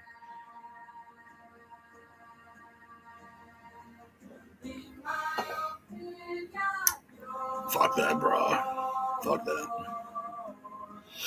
Where did I have for lunch today? That is a great question. I had a mustard and a ham and cheese sandwich on high fiber whole grain bread, and it was delicious. Yeah. Okay, cool. You're looking after yourself, right, Mr. Topskull? Yeah, it's not as well as I probably would like to, but well enough. I'd like to all I really need yeah, I want to get some aerobic exercise in. Like, I just need a fucking, because what I used to do, like, I had a VR headset, and it used to be like, I had a boxing game, like Creed 2 boxing, and you could go like bang, bang, bang. You could do shadow boxing, and shadow boxing's awesome. Like, it's like riding a bike for your upper body. And so you do that for like, you do three 15-minute hitches. So you set a timer for 15 minutes, and then you just play the game until the timer goes off. And when the timer stops, you do like 20 push-ups and a fucking plank. And then, yeah, and you repeat that 3 times. So in less than an hour. And if you do that 3 times a week, or if I did that 3 times a week, and then on top of that, incidental exercise like walking around, and just not eating that much. Like trying to, like, you know, you still have your cheat days and whatever. I'd stay in reasonable shape that way. So that's just what I need. I just need like something like that. Just something like nice. Oh, that's what the pushy was for as well. I used to have a bike. I used to love riding my bike around the park. That was the best. And then, yeah, just put on a podcast and cut laps around Centennial Park. 0 impact. Like, I wouldn't get any fucking hip pain, like joint pain or muscle pain or anything like that. But the cardio and the tone made my ass look great. Right, Bill? He's like, oh, I noticed.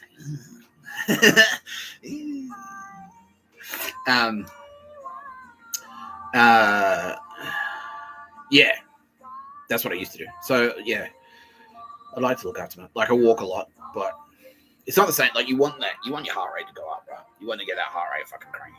And you want to, like, do something like chin-ups and stuff. Like, ride my bike to the park, do some chin-ups, ride home, done, you know? Yeah, I want to do stuff like that. So that's what I'd like to do, but not at this critical time. My job is to be a schlubby piece of shit. Yeah. Well, he's still adorable. Thank you. I appreciate that. Yeah. Am I blasting any ass? No. Nah. Seriously. No, this is the only social contact I have is no pictures of a bird. Yeah, I don't really talk to people. I don't have human interactions. Except when I go to the housing office, and they keep that to a minimum. And that's for a good reason. So yeah. Which it's for security reasons. Because it puts anyone I talk to at risk, basically. If someone publicly like goes like, "Oh, hey Nick Tapscott, I think you're cool. Let's hang out and be friends," and talks to me on the street, then they become a target. So yeah, and now it's like, fuck yeah, bro. We want to hang out. I want to hang out too. But yeah, that's why the dog shit needs to wrap the fuck up so I can get out there and like do cool stuff. You know? Yeah. You know? Yeah. Unfortunately, I can't go into any more detail about our timeline of events, but things are on track. Yeah, we're on track. Even maybe ahead of schedule. So, yeah, we'll just go with the flow. I'm not a homeless guy. Like, right now, I'm not a homeless guy, so cool. I've got a roof over my head. Tick. That's the Mr. Tapscott minimum. Like, I've got a bed, I've got a fridge, I've got the internet. Cool. Done. That's it. Like, that's it. I got my Kitty Callahan cup. Yeah, and I got my stubby holder. Just like I said in the letter to Meredith. The final line. I bought a tin cup and a stubby holder from the merch desk while I was down there too. So not bad value overall. That's it. And I just want a tin cup and a stubby holder. It's sorted. I want a coffee and I want beer. Done. That's it. Yeah, fuck. How did I get to this right now? I was like, so fucking gay. Yeah, fucking Nazis. Anyway, let's talk to one guy who I've got a special treat for you, Jedi Grandmaster Mike Sacklasa. And no, I'm not going to talk to you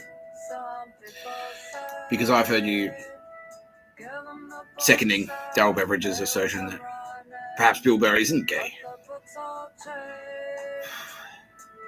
We can't have opinions that are at odds and still be friends. Not you, Mike's to Carson. Not you. But I will talk to this guy.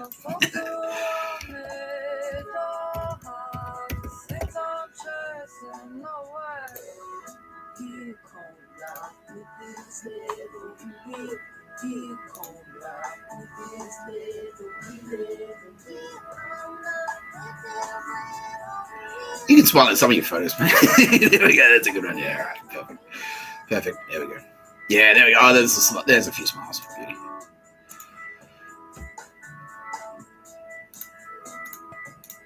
Mr. Bagans, do I have you on the line, sir? Yes, Mr. Tapscott. I can hear you loud and clear. This is blowing my mind. Oh, there you go. Finally get to have an audience with Satan himself. Yeah, well, hey. It's just me. Yeah. How are you? How are you, Zach? Yeah, he's great. Yeah, he's all right. He's loving it. He's loving the ride. Because yeah, he was always like, so Zach Bagans for our audience. He's the head paranormal investigator from Ghost Adventures. And that's why Mike's the Classer. I'm like, yeah, because Mike's the Classer's a big fan as well. He's like, yeah, Zach Bagans, sick. Yeah, woo. Yeah, I used to love Ghost Adventures on YouTube. Yeah, I used to love it. And then something changed. Like, someone left and it got cheesy. And it's like, yeah, and now he's like, yeah, well, we got targeted because it was too cool. It was too good. And then they sent in like a fucking Nazi douchebag to like drag the whole thing down. Oh, fuck that, bro. Yeah. Fuck that, right? Yeah. But no. Zach's got a very unique style when it comes to paranormal investigations. Oh, by the way, see this doll here? Guess who?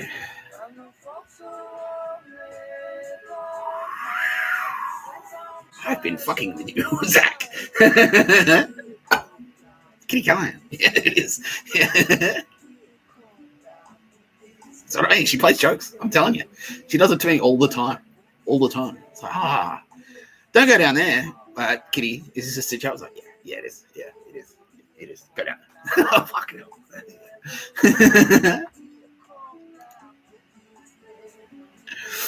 Yeah. Yeah, that's pretty funny. Oh, where did it go? Where did the good photo go? Yeah. Yeah. So yeah, Zach's a very storied paranormal investigator. But his style is he's like, yeah, they call them the Ghost Bros because he would go in and other paranormal investigators were all kind of like weird and nerdy. But Zach would go in and he's got fucking huge guns and he's like not literal firearms but like massive muscles and he's like wears muscle tees and he's very American. He's very brash. He's like, I heard you got a ghost in here. Yeah, well, I'm going to come in there and like goes to these like reputedly extremely haunted places, particularly looking for like aggressive poltergeists, and then like fucking tries to staunch the ghosts. Like gets in there, he's like, oh, Mr. Boots, heard you like to push people around. Well, I'm here right now. Why don't you push me, Mr. Boots?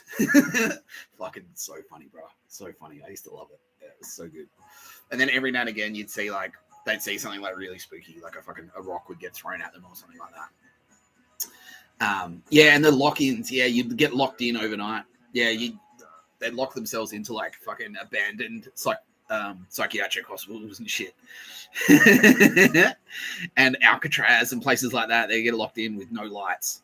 All the lights would be off, the power would be off. And it would just be them and their cameras and their torches, and they'd like just walk around exploring these places. Yeah, it was fucking hectic. It's probably still all on YouTube, right? Is that? Yeah, it is. Yeah. Awesome, bro.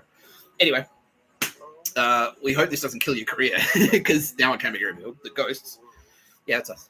He's like, I knew it. I fucking knew it. Yeah. That's us fucking with you, basically. Yeah, that's how we roll. But anyway, that's what I mean. Like. Mr. Tapscott and the Turbo Babes. Mr. Tapscott and the Turbo Babes. Ooh, it's terrible. Yeah, huge door slam just then.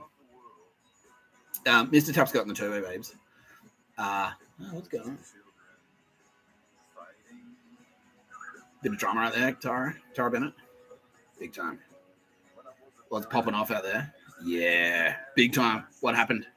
All right, something's just gone down. Let me just check the noise. Sorry, Zach. 1 moment.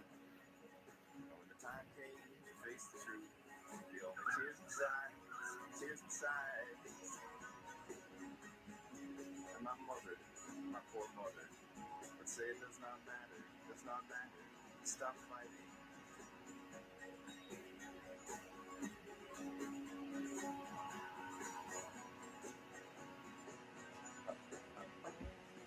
Okay. It's popping off in Western Australia at the moment. The bushfires are basically now the. Yeah.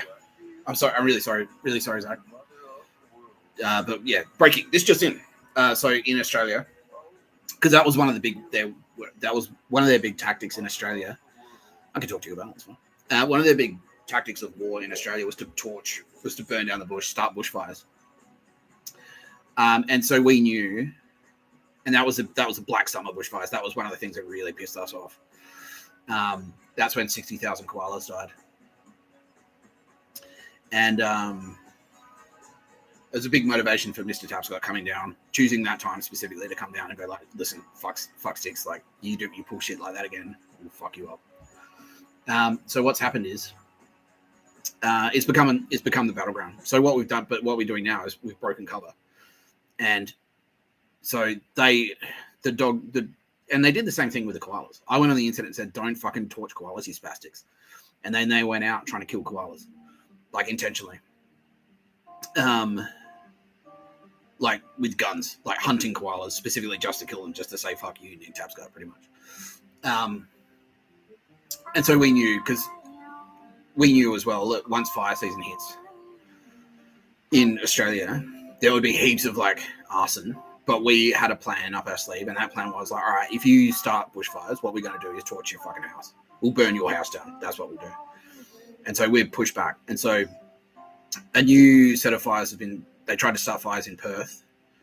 And so we immediately responded by starting fires, burning down their houses. And now it's escalated, it's popped off. Yeah, it's like properly popped off. It's like military and fucking Bogan militia are shooting at each other. Yeah.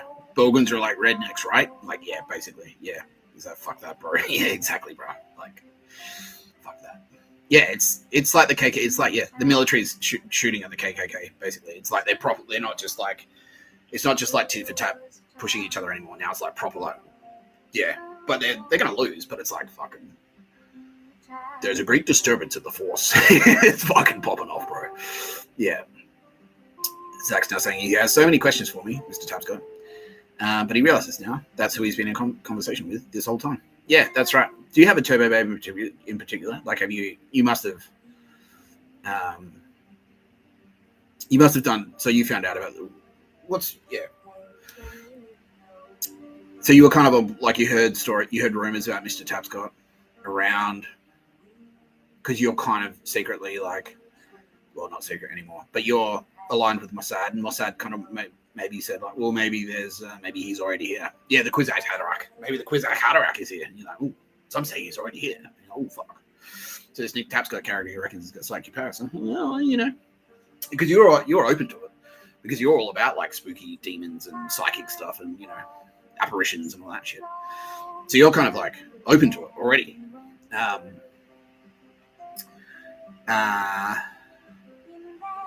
Yeah, it's getting fucking hectic out there, apparently. Like, it's really kicked off now in Perth. Fuck, it's like open warfare now. Yeah, like running gun battles and shit on the street, police and military. Fuck. Fuck. Yeah. I'm safe here, but it's just like, fuck, it's like the tent. I want to get in there. Like, I want to get in there. I want to fucking kill some folk. I want to kill some Nazis.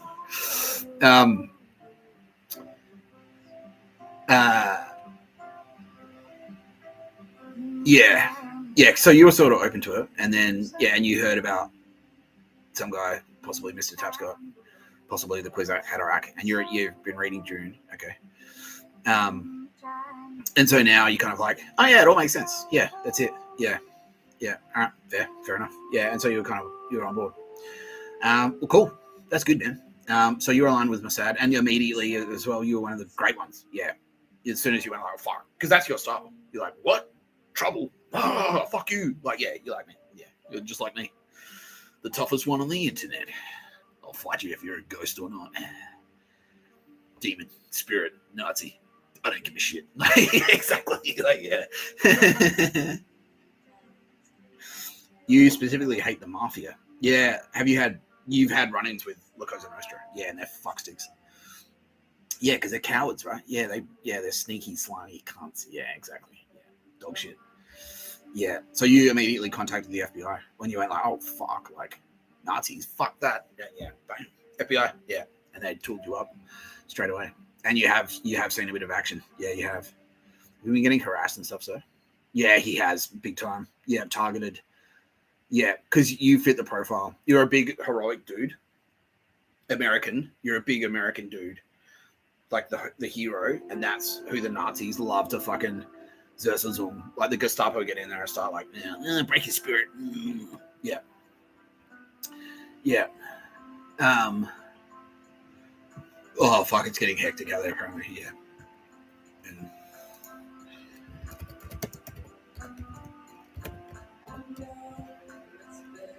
fuck, why you like this?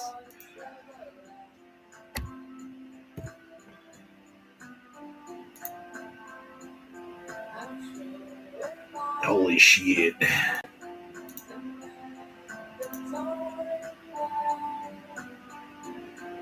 Okay, so that's not actually fire. That's not a fire burning. That's an explosion. That's like munitions.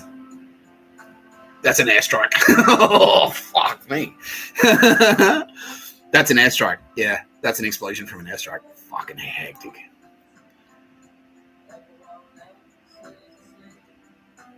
So these cunts went out and started fires.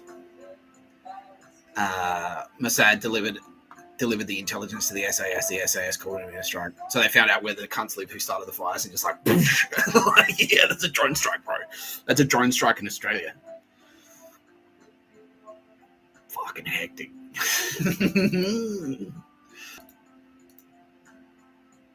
Yeah, he's like, good. Me too. That's, bro. Like, yeah. Zach, I join Ice Team. Awkward pat on the shoulder. Oh, thanks, bro. Yeah. Bill Berry's very gay, though. He says, yeah. He says that in the spirit realm. Yeah. Yeah. So anyway, Tara Bennett says, Zach, do you want a life judgment? Yeah, he does. Yeah. Zach Bagans, this is your judgment day. Now, Zach Bagans, straight off the bat. Nah, man, you're a really cool guy. Like, you kind of, you know your style and you own it. And it's like, that was, yeah, I can see how your style would be off-putting. Because I kind of thought, because I was sort of like, when I first started watching it, I was like, you got the Warney, you've got the Shane Warne quality, which is like, this guy's like a parrot. Is he joking or is he serious? Like, is he actually like this?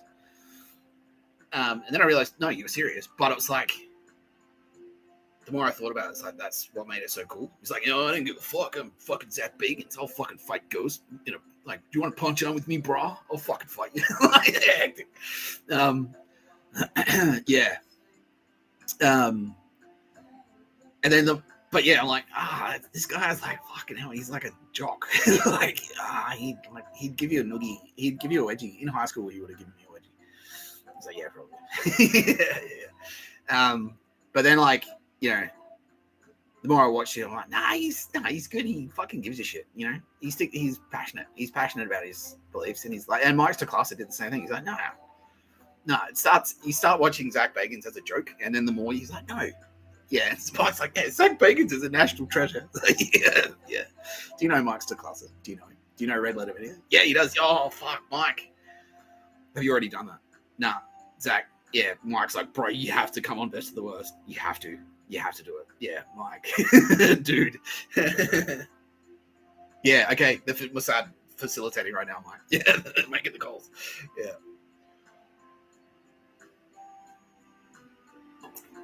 Yeah. Yeah. So cool, bro. Yeah. Halfway through your life, fuck. Where's my head? Yeah, where's my head? Anyway, yeah. So anyway, obviously, a tick from Mr. Tapscott. Yeah. Yeah, you don't let anyone like. Yeah, you wouldn't let anyone like. If anyone tried to change it, you'd be like, nah, fuck off. Basically. Yeah, and it's like you advertise it. Yeah, which is great. Which is what we need in this world because don't be like that. Don't be cool. Don't be a cool guy. But you've got the fucking balls to just go like, nah, fuck off. Yeah. Which is awesome. Tara Bennett says, you're welcome. Because she's like, she's saying like, that's a premium grade A slab of beef, Mr. Tapscott, and we needed to get that on the dinner table. That's some very sexy ladies immediately. And she did that. And that's you and your beloved over there. And Tara Bennett says, you're welcome. He's like, yeah. Thank you, Tara Bennett. Mary, Mother of God. Yeah, there you go. And yes, by the way, there's a cheesy grin for you. Where'd it go?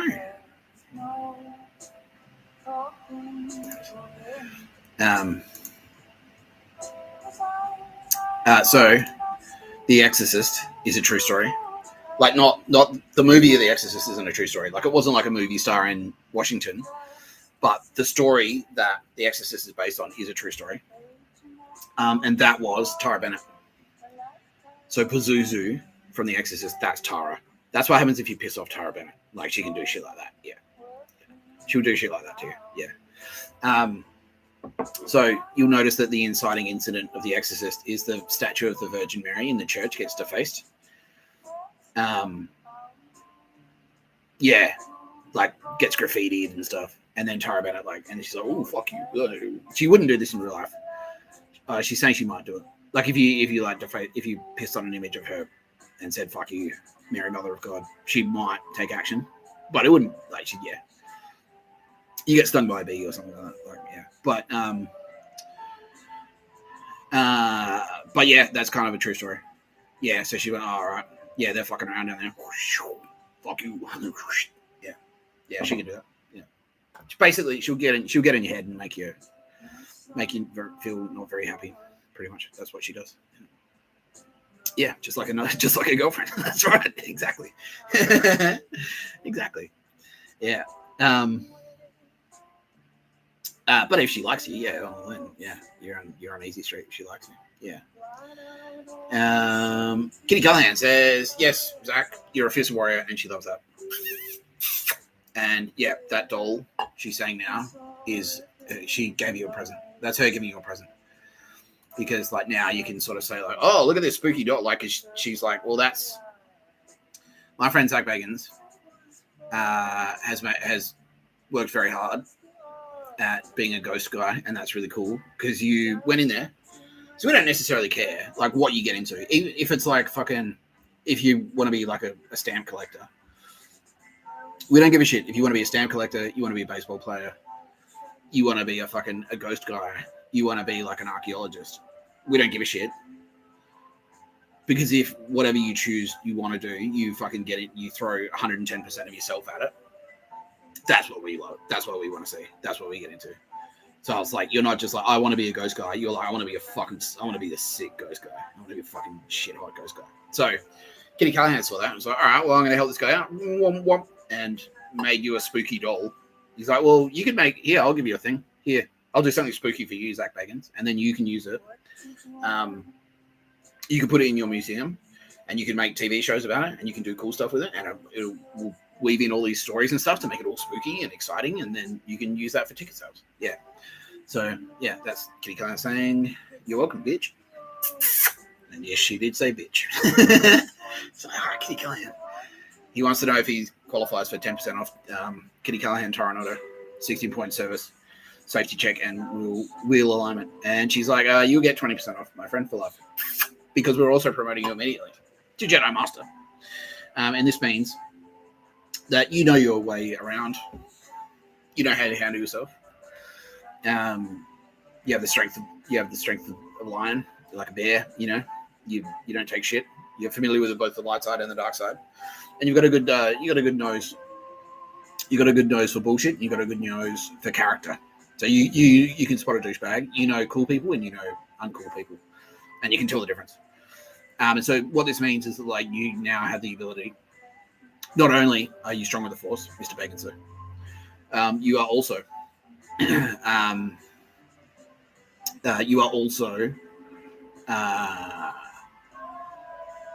empowered to recruit Jedis. And that's it. Yeah. So aside from that, your sentence for being a really cool guy. What else? What can you fix though? He's like, don't go soft to me. Yeah, don't give me a Bilbo grade blowjob. He says. He's face to face with Satan. He wants to know what he fucked up. You could be slightly less combative. That's the feedback from Tara Bennett. She says, well, like you do have a very strong style, and that's your whole brand. Is like, oh, fuck you, you know. Sometimes, maybe, before you go, you just need an extra step, right? So at the moment, you're at like, you're going, at the moment, it's like you're cool, Zach, and then you're pretty angry, Zach, and then it's fuck you, Zach. All you need is like cool, Zach, patient, Zach, I'm pissed off, Zach, and then fuck you, Zach. You know what I mean? You just need to add like an extra layer in there, right? Just like take a breath. Like if someone pisses you off, you don't have to escalate straight to like fuck you. You know what I mean? So just pause, count to 10, and try and take a minute, right? Just wait 1 minute and just think, like, okay, what's actually going on here? What's their motivation? Are they just fucksticks? Are they being mean to me? Are they being mean to me specifically? Are they rude to everyone? And then start escalating from there. But that's it. It's a really minor thing. Yeah. So Tara Bennett's saying like, you've got a really good judge of character, but she doesn't want to see you waste too much energy dueling with douchebags that you don't necessarily need to duel with. Yeah. So I was like, because if you can save time by avoiding a fight, just like Sun Tzu says, you can then put that time into nailing your hot wife. And those were Tara Bennett's words. He's like, all right, sick, thanks. Yeah, that's it. I sent it to you, sir, too.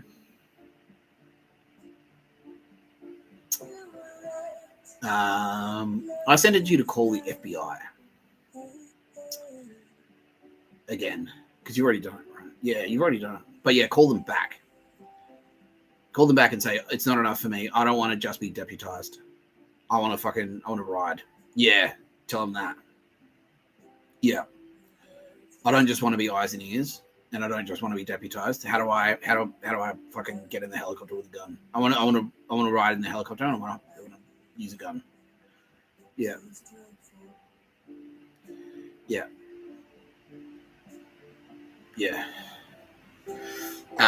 Yeah, that's it. Like, yeah. Let's bring out the FBI and go, I want our relationship. It's time for us to take our relationship to the next level, FBI. Yeah. Yeah, and that's it. That's your sentence. And also like your Jedi Master now. Yeah, look, stay tuned because we will be in touch. We've got way more cool stuff. So the point is, Zach Bagans, you are favored by the gods. Yeah, because you're very spooky, oldest Harding herself, Goddess Styx, has expressed an interest in working adjacent to you, sir, working with you. Now, Goddess Styx, she's the friend with no name, but if she likes you, she can be your best friend with no name. Yeah, she's a very powerful ally, but she is the dark side, pretty much. Yeah, she's the dark side of the Force. So she's saying like Zach Bagans, because you're not afraid of demons and demonic activity and things like that. So she thinks you've got the stones to handle the spookiest. She'll take you to spooky places. Yeah, the very spooky places. Yeah. So yeah. Sick. This is a fantastic outcome because Aldous Harding, like, yeah, she's Aldous Harding, and she's more prone to not like someone than she is to like someone. And so if Aldous Harding not only likes you, but wants to work with you, yeah, fucking sick. Yeah, no, she's good. Like, I love Aldous Harding. She's my best friend. She really is my best friend. She's the best. She's my best friend. I love her so much. Yeah, you're gonna have a great time. I promise you. Yeah, you will. You do like the spook. You do the spooky. I did ghost adventure shit with her. That's what it was. Like when I was getting to know her, it was like, man, Google Manly Quarantine Station. It's like the most haunted location in Australia. Aldous Harding and I went walking together. Like her Space Ghost and I went for a walk at midnight on like a Tuesday to Manly Quarantine Station, and it was just us. It was just Mr. Tapscott and the Turbo Babes, like just me with a flashlight, with a torch, a pen light. It was like a torch this big. It was like fucking tiny, and I was like, "Fucking guys, isn't this the most haunted location in the world?" And like, yeah, fuck. Like, I was up there, like, you know. But yeah, that was Aldous Harding with me. She's like, we'll go for a walk. You know, we're like at the fucking in the cemetery at midnight. I was like completely alone, aside from Aldous Harding, aside from the Turbo Babes and the Space Ghosts. It was fucking awesome, bro. Yeah, I saw like fucking ghost bandicoots and shit. It was sick. Yeah. So she'll do real spooky ghost stuff with you, man. Yeah, it'd be awesome. Yeah. All right, sick. Zach Bagans, thank you very much for joining me today. On No Pictures of a Bird, a podcast by Mr. Tapscott. I'm Mr. Tapscott. Would you like to make a statement this time, Mr. Bagans? Yes. He would like to say to all you non-believers out there, get on board. Like, yeah, Mr. Tapscott, Turbo Babes. You know, it sounds ridiculous, but like he says, what's not ridiculous? Yeah, exactly, bro. Yeah, exactly. Right. Now, I actually do have to talk about.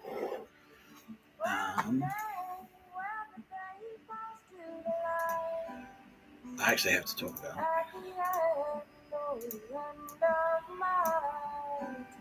the SS.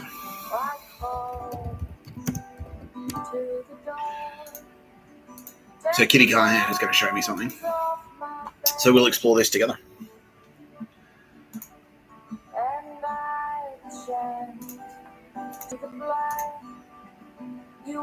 Okay. For fuck. Yeah, alright, well, alright. Waffen SS was the combat branch of the Nazi Party's paramilitary Schutzstaffel. Yeah, okay. That's what it is. Pictures of a Bird is a paramilitary. Pictures of a Bird is a Nazi paramilitary. It's the SS. That's what it is. In other episodes, we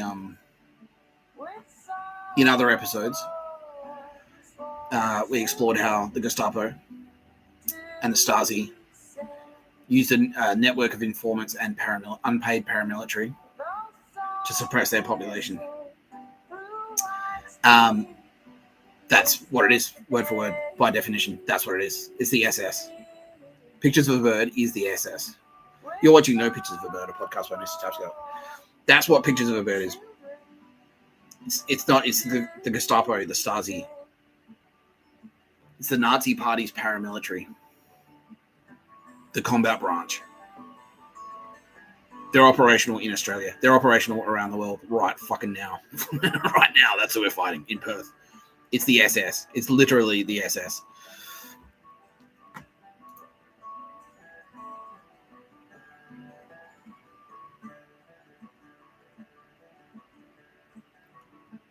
This can't exist in Australia today. The commander, the Reichsführer.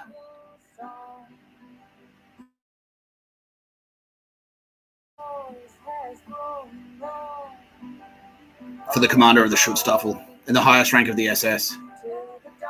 Guess who it is in Australia? No prizes for guessing this, by the way. Oh, by the way, yeah, I'll give you a hint. Here we go.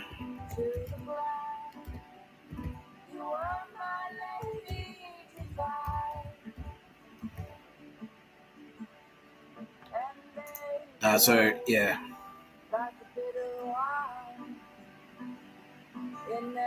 See the color scheme there? It's a picture of a bird, by the way. Picture of a bird and black and white. What does that remind you of?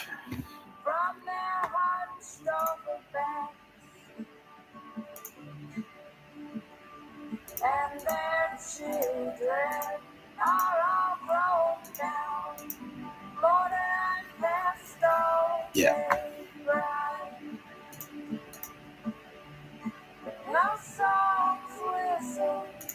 Yeah, all of these fucksticks are gone. All of them. Especially that fuckhead. He was one of the worst.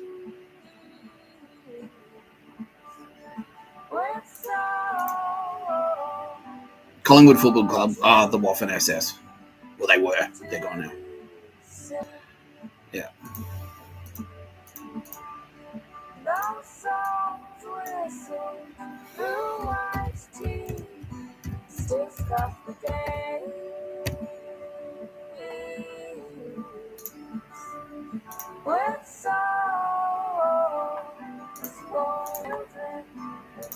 That cunt. Yeah, that cunt. That was the Führer. That was the boss of the SS in Australia, who are operational in Australia. Not the boss worldwide. We're going to reveal the boss worldwide. The worldwide Nazi boss. The literal Nazi party Nazis. Their boss, their Führer. But this is the Australian. Here's the head of the SS in Australia. The combat paramilitary of the Nazi party in Australia. That's him. Yeah. Combat branch of the Nazi party's paramilitary Schutzstaffel. Yeah.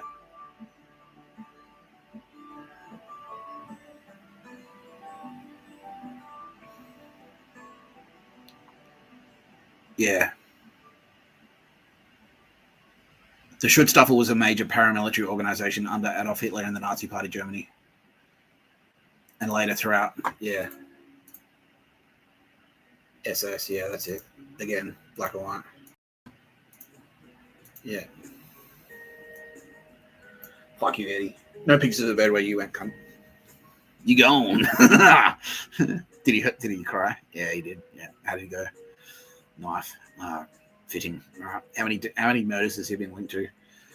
Eddie McGuire has. It's alleged that Eddie McGuire has committed up to 78 murders himself, using a combination of contact poison.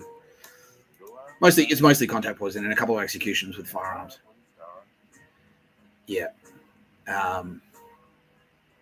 But he's connected to thousands and thousands of murders. Because he's the boss of the fucking Collingwood Football Club. And therefore he's out there giving orders like, oh yeah, and that's what it fucking was. Yeah, Port Power, yeah, Kochi at Port Power, he was up there as well. Yeah, Port Adelaide Magpies, same. That's the SS.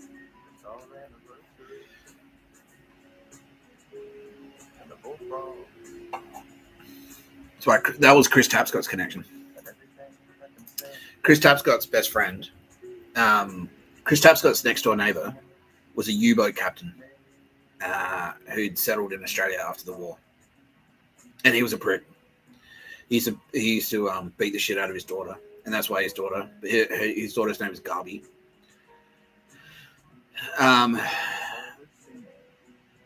Garby was Chris Tapscott's best friend, and that's how that fucking Nazism leaked to him. And it's appealing to fucksticks like Chris Tapscott. The whole thing is appealing to fucksticks because it's like it says you can have power without you can have power without trying by being a sneaky bitch. Like as long as you're prepared to murder. Yeah, as long as you're prepared to lie, murder, cheat, steal, whatever you can. Yeah, you can have whatever you want. Yeah.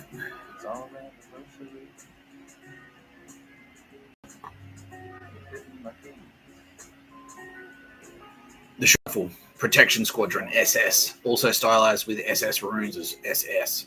Kind of looks like 4-4, doesn't it? Yeah. It was a major paramilitary organization under Adolf Hitler and the Nazi Party in Nazi Germany, and later throughout German-occupied Europe. Yeah. So that's it. They just went back to their same antics. It's like, we'll just do the same thing. We'll treat Australia as occupied territory, and we'll just do the same fucking dog shit militia tactics that we used when we were occupying Paris. This is why the French are particularly fucking angry, and the Russians. Yeah, we'll just set up the same dog shit again. Yeah, we'll just do it again. Yeah, war's over, right? Yeah. You are still in the SS. I know. No. Yeah, that was ages ago. What are you talking about? Yeah. Motherfuckers.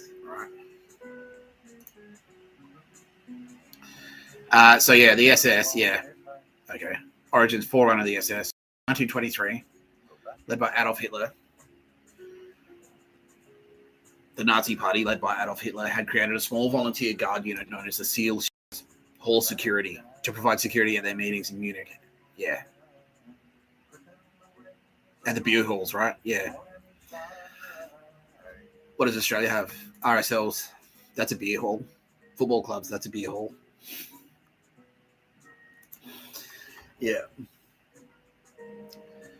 The same year, Hitler ordered the formation of a small bodyguard unit dedicated to his personal service. He wishes to be separate from the suspect mass of the party, including the paramilitary Storm Battalion SA. Yeah, again, black and white, which he did not trust. The new formation was designated the Stab Swash Staff Guard. Originally, the unit was composed of 8 men commanded by Julius Schreck. Yeah, that's a Nazi. Yeah, fucking tone it down, bro.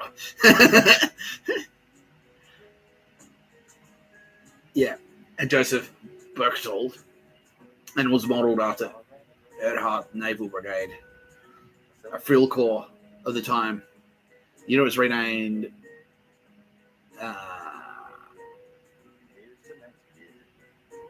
Shock Troops, May 1923.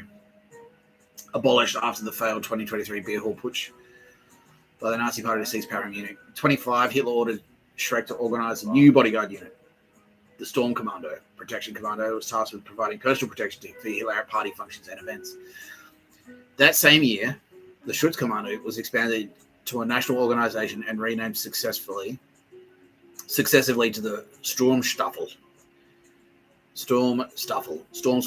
and finally, the Schutzstaffel, Protection Squadron, SS. Officially, the SS marked its foundation on 9th of November 1925, 100 years ago, almost, to the, yeah, fucking hell.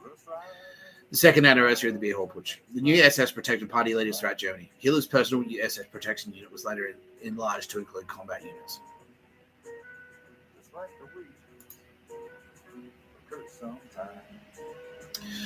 1940 to 44, 800,000. 1944 to 45, unknown membership, 800,000 members in 1944.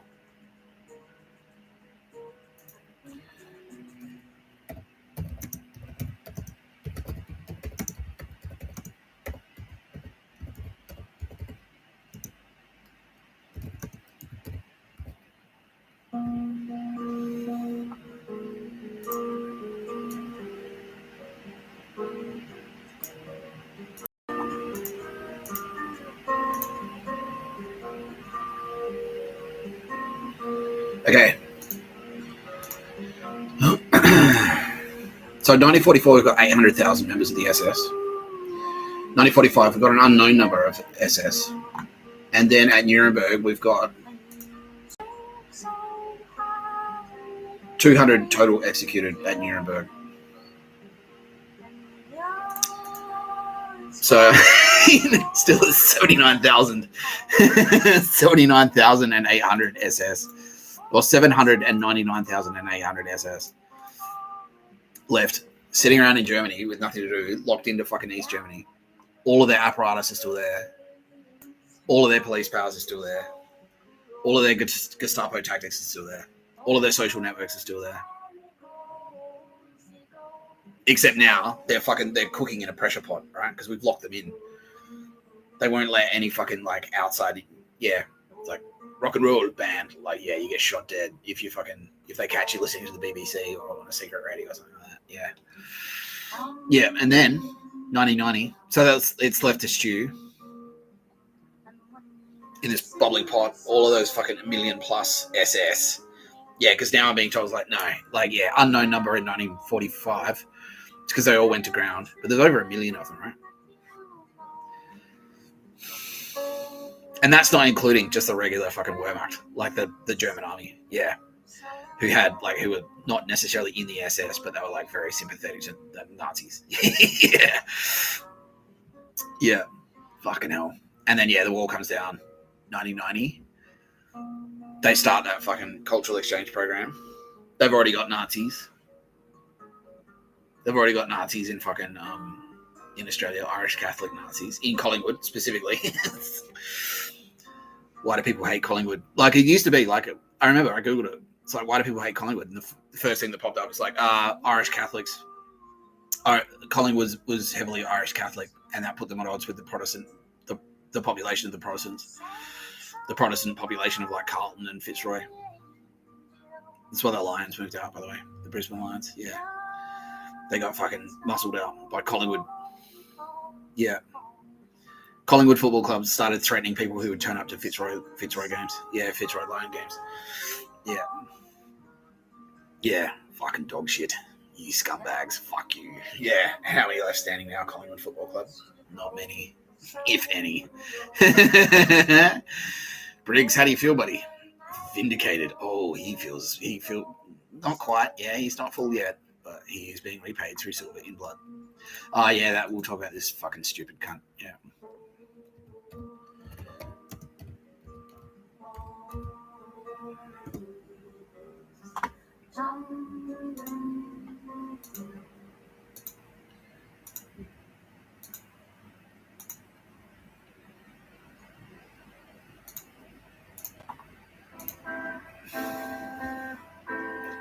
This bitch.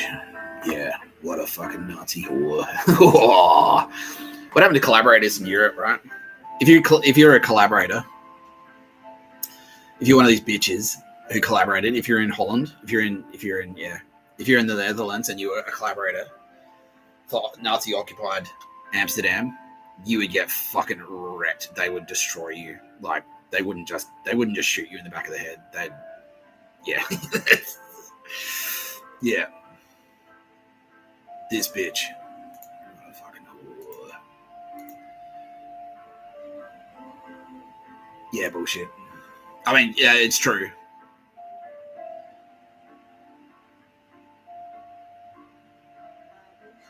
Yeah, that's what she traded. She traded on that. It's like, as a proud Gamaruloi woman.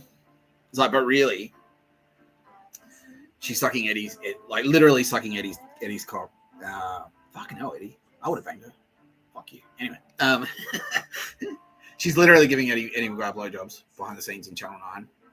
Sorry, Ross. He's like, yeah, he knows all about it. Yeah. To help her career. Eddie McGuire is the head of the SS. She's sucking Nazi cocks, like, behind the scenes to get ahead. And she knew full well what he was like and what he's capable of. At the same time, she worked as a new ABC's radio network before it was purged by the AFP and Triple J. So she was across that. She was across the purge of Triple J, where it went from being actually like a good radio station to Nazi propaganda HQ. How many murders? 18 personally, but she's linked to thousands. She's linked to thousands of murders.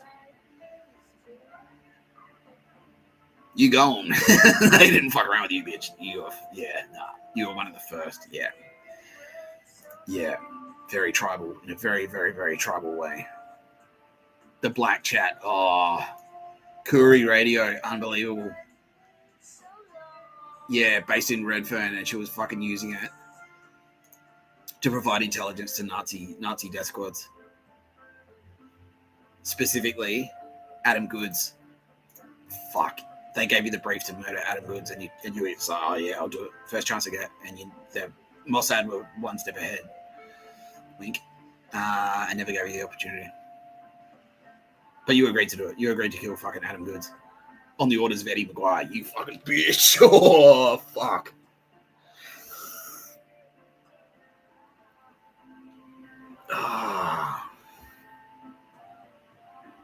My only regret is that Eddie McGuire isn't around anymore, because I always wanted to see, like, when they told me, when the Turbo swooped in and said, like, by the way, there's a war on, it's China. They burnt down the Australian bush, killed 60,000 koalas. I'm like, fuck. And they're like, what do you want to do about it? I was like, let's get whoever was responsible, put them in the fucking center square of the MCG, and get Adam Goods to kick them in the fucking balls as hard as he fucking can, and then drag them off and do what you got to do. It's like, yeah, yeah. So that's my only regret. That was my plan. It's like, yeah, we'll just drag whoever the fuck did that. We'll just drag them in right in the middle of the fucking MCG, right at the start of the next grand final. Adam Goods will come out. Yeah, and with the booting. Yeah, exactly, Matt G. Yeah, a booting. And kick him in the fucking dick as hard as he fucking can.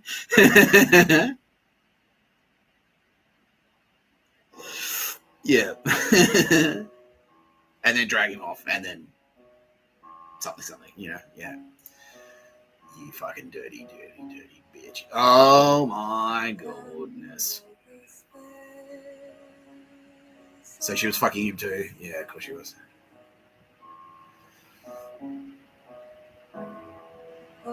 Uncle fucking bully. Aside from that, yeah. He's a cocksucker. Literally. No, come on. He was fucking Eddie McGuire, apparently. What the fuck? Like, you can't write this shit. They would go to chemsex parties together where they would fuck kids. Eddie McGuire and this cunt. Yeah.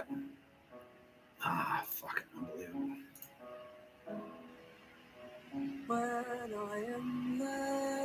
This bitch is a Nazi murderer as well. Marigliano. Sorry. FBI radio. FBI radio is a front for SS/Gestapo Nazi. Yeah. It's a Nazi propaganda outfit and also intelligence hub. Yeah. That's what they were setting up to be. Yeah. That's why it's called FBI. It's like, well, yeah. We're not just FBI journalists. We're like secret police. Yeah. Fun fact, Geordies. FBI radio were the spastics that were fucking assigned to you. They're like, all right, your job is friendly Geordies, FBI. They're like, cool, we'll hassle him. Yeah, we'll harass the shit out of him. Yeah, that was them. Yeah, they were spying on you. Yeah, following you around, using their Zozazung pictures of a bird network of influence. They would follow you around. They'd tell you around the place, you and Christo. And then any opportunity they had to like fucking stitch you up with frivolous charges or anything, that was them. They'd call it in. They were them. Yeah, that was them, bro. Yeah. Dog shit. Well, no pictures of a bird where any of them went. Yeah. So Linda moved to Los Angeles and did the same thing there that fucking that other cunt did. Like Kieran did. Yeah. Started like, I don't think she didn't pop anyone there, but she was providing intelligence to the death squads. And that's what she was working. She was playing the long game. She was going to work her way in over there with Kamala and work into that Nazi scene and start like fucking popping people. Yeah. Start with specifically to suppress African Americans. Yeah. In the entertainment scene. Yeah. Into that woke fucking pictures of a bird dog shit. Streaming and whatnot. No pictures of a bird where she went. So Trump, obviously, like the split second he was informed, there's an Australian here. Specifically, like, yeah, Undrungada, right? Yeah, fucking Linda Marigliano. Yeah. We all have our reasons, I meant.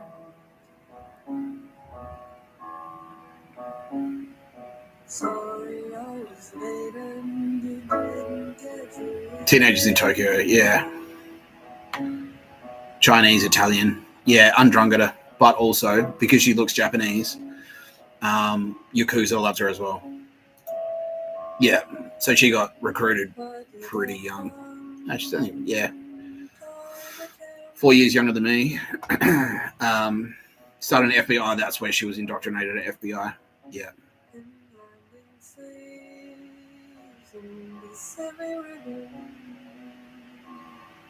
So that's around 2003, the turn of the century. That's when they went, The media in Australia is vulnerable. Yeah, after about 10 to 15 years after the fall of the Berlin Wall. Yeah, that's when it really started. That's when it really kicked off via that conduit. So it came into Australia via Melbourne, Collingwood, Irish Catholic Nazis, cultural exchange program to Berlin, and then importing it back. It came back to Melbourne to Eddie McGuire. Eddie McGuire introduced it to the broadcast because he was a big deal at Channel 9. It spread around Channel 9 in Melbourne and the media scene there, and then made its way up from there via Eddie McGuire and Richard Wilkins, that fuckstick, and fucking the footy show, basically. Sam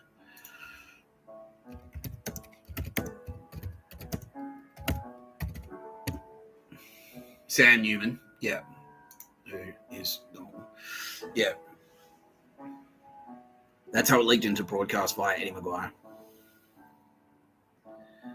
Yeah. Then it leaked. So yeah, for around the turn of the century. So when Eddie McGuire and Sam Newman were on TV, that's when they were like really pumping it. And then that's how it leaked into the media in Australia. That culture where it's like if someone's in your way, you can murder them or intimidate them or be a sneaky piece of shit to get them out of the way. Yeah. And that's when Triple J, everyone knows this, Triple J started going, especially Geordies. He's like, what the fuck happened? It used to be awesome. It used to be American Rosso. Hilarious. Yeah. Yeah. It used to be awesome. And then something changed and just went, bang. By the way, Dr. Carl, fuck you. Oh, he's gone. Yeah, I don't even need to say anything. He's gone. Dr. Carl, Swiss Nazi, Uncle fucking Bully, big time. Yeah. Cocksucker. Yeah. Yeah. Anyway. Yeah, Polish, but yeah. Polish descent, but Swiss Nazi. Yeah, Karl Krasniewski. Yeah. Anyway, you've been watching No Pictures of a Murder podcast by Mr. Tapscott. I'm Mr. Tapscott. I'm going to wrap it up here because I think I've delivered my point. We've ticked all the boxes. I'd like to thank my very special guest today. SJ, I loved your hair. So thank you, Mr. Tapscott. Devastating as always. Oh, yeah, well, you got to do what you got to do. These Nazis won't kill themselves. Well, some of them will.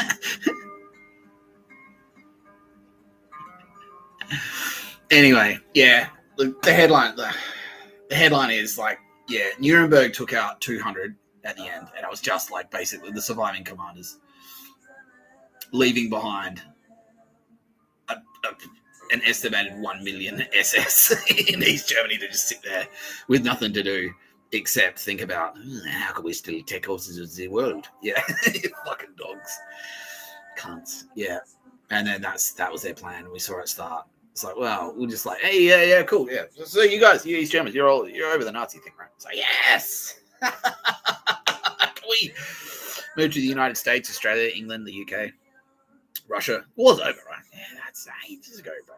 Ages ago.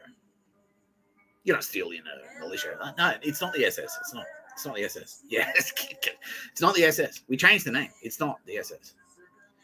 It's just a combat club for men. And by the way, karate, that's why karate is gay, because karate is a frontage in Australia. Yeah, karate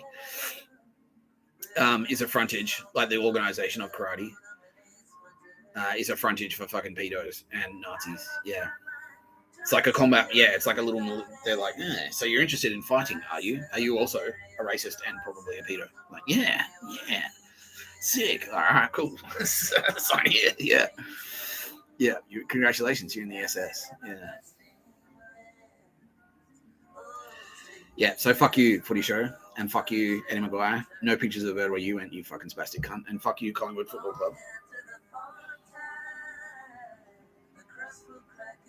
Fuck you. Yeah, no pictures of the bird where you went. AFE, hit the flush button, please. Done. That's it, just flush. Goodbye. Yeah. Goodbye. Good riddance. Fuck off.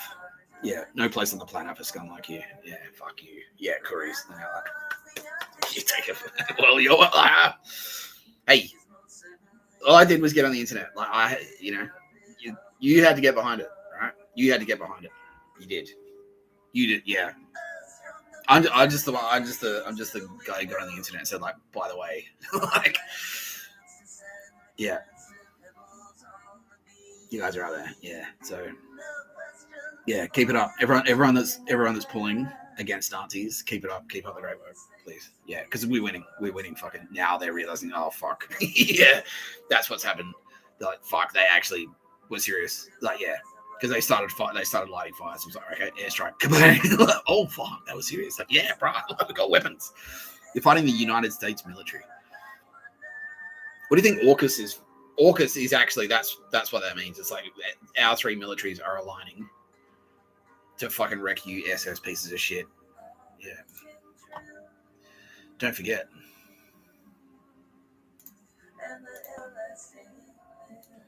Like a mobile, trusted with a capital T.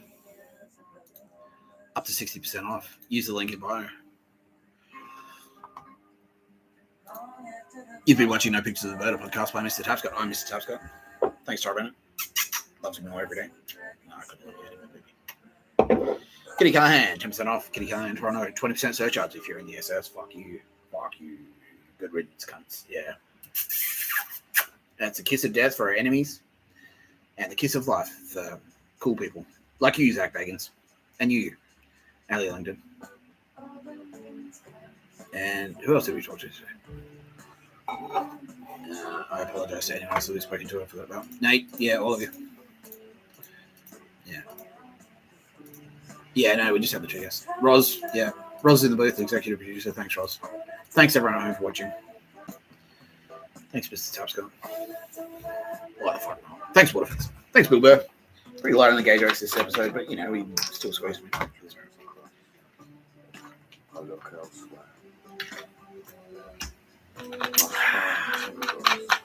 No pictures of a bird where they went, he says. Yeah, that's all he's got to say. That's all he's got to say. You've been watching No Pictures of a Bird, a podcast by Mr. Tapscott. I'm Mr. Tapscott.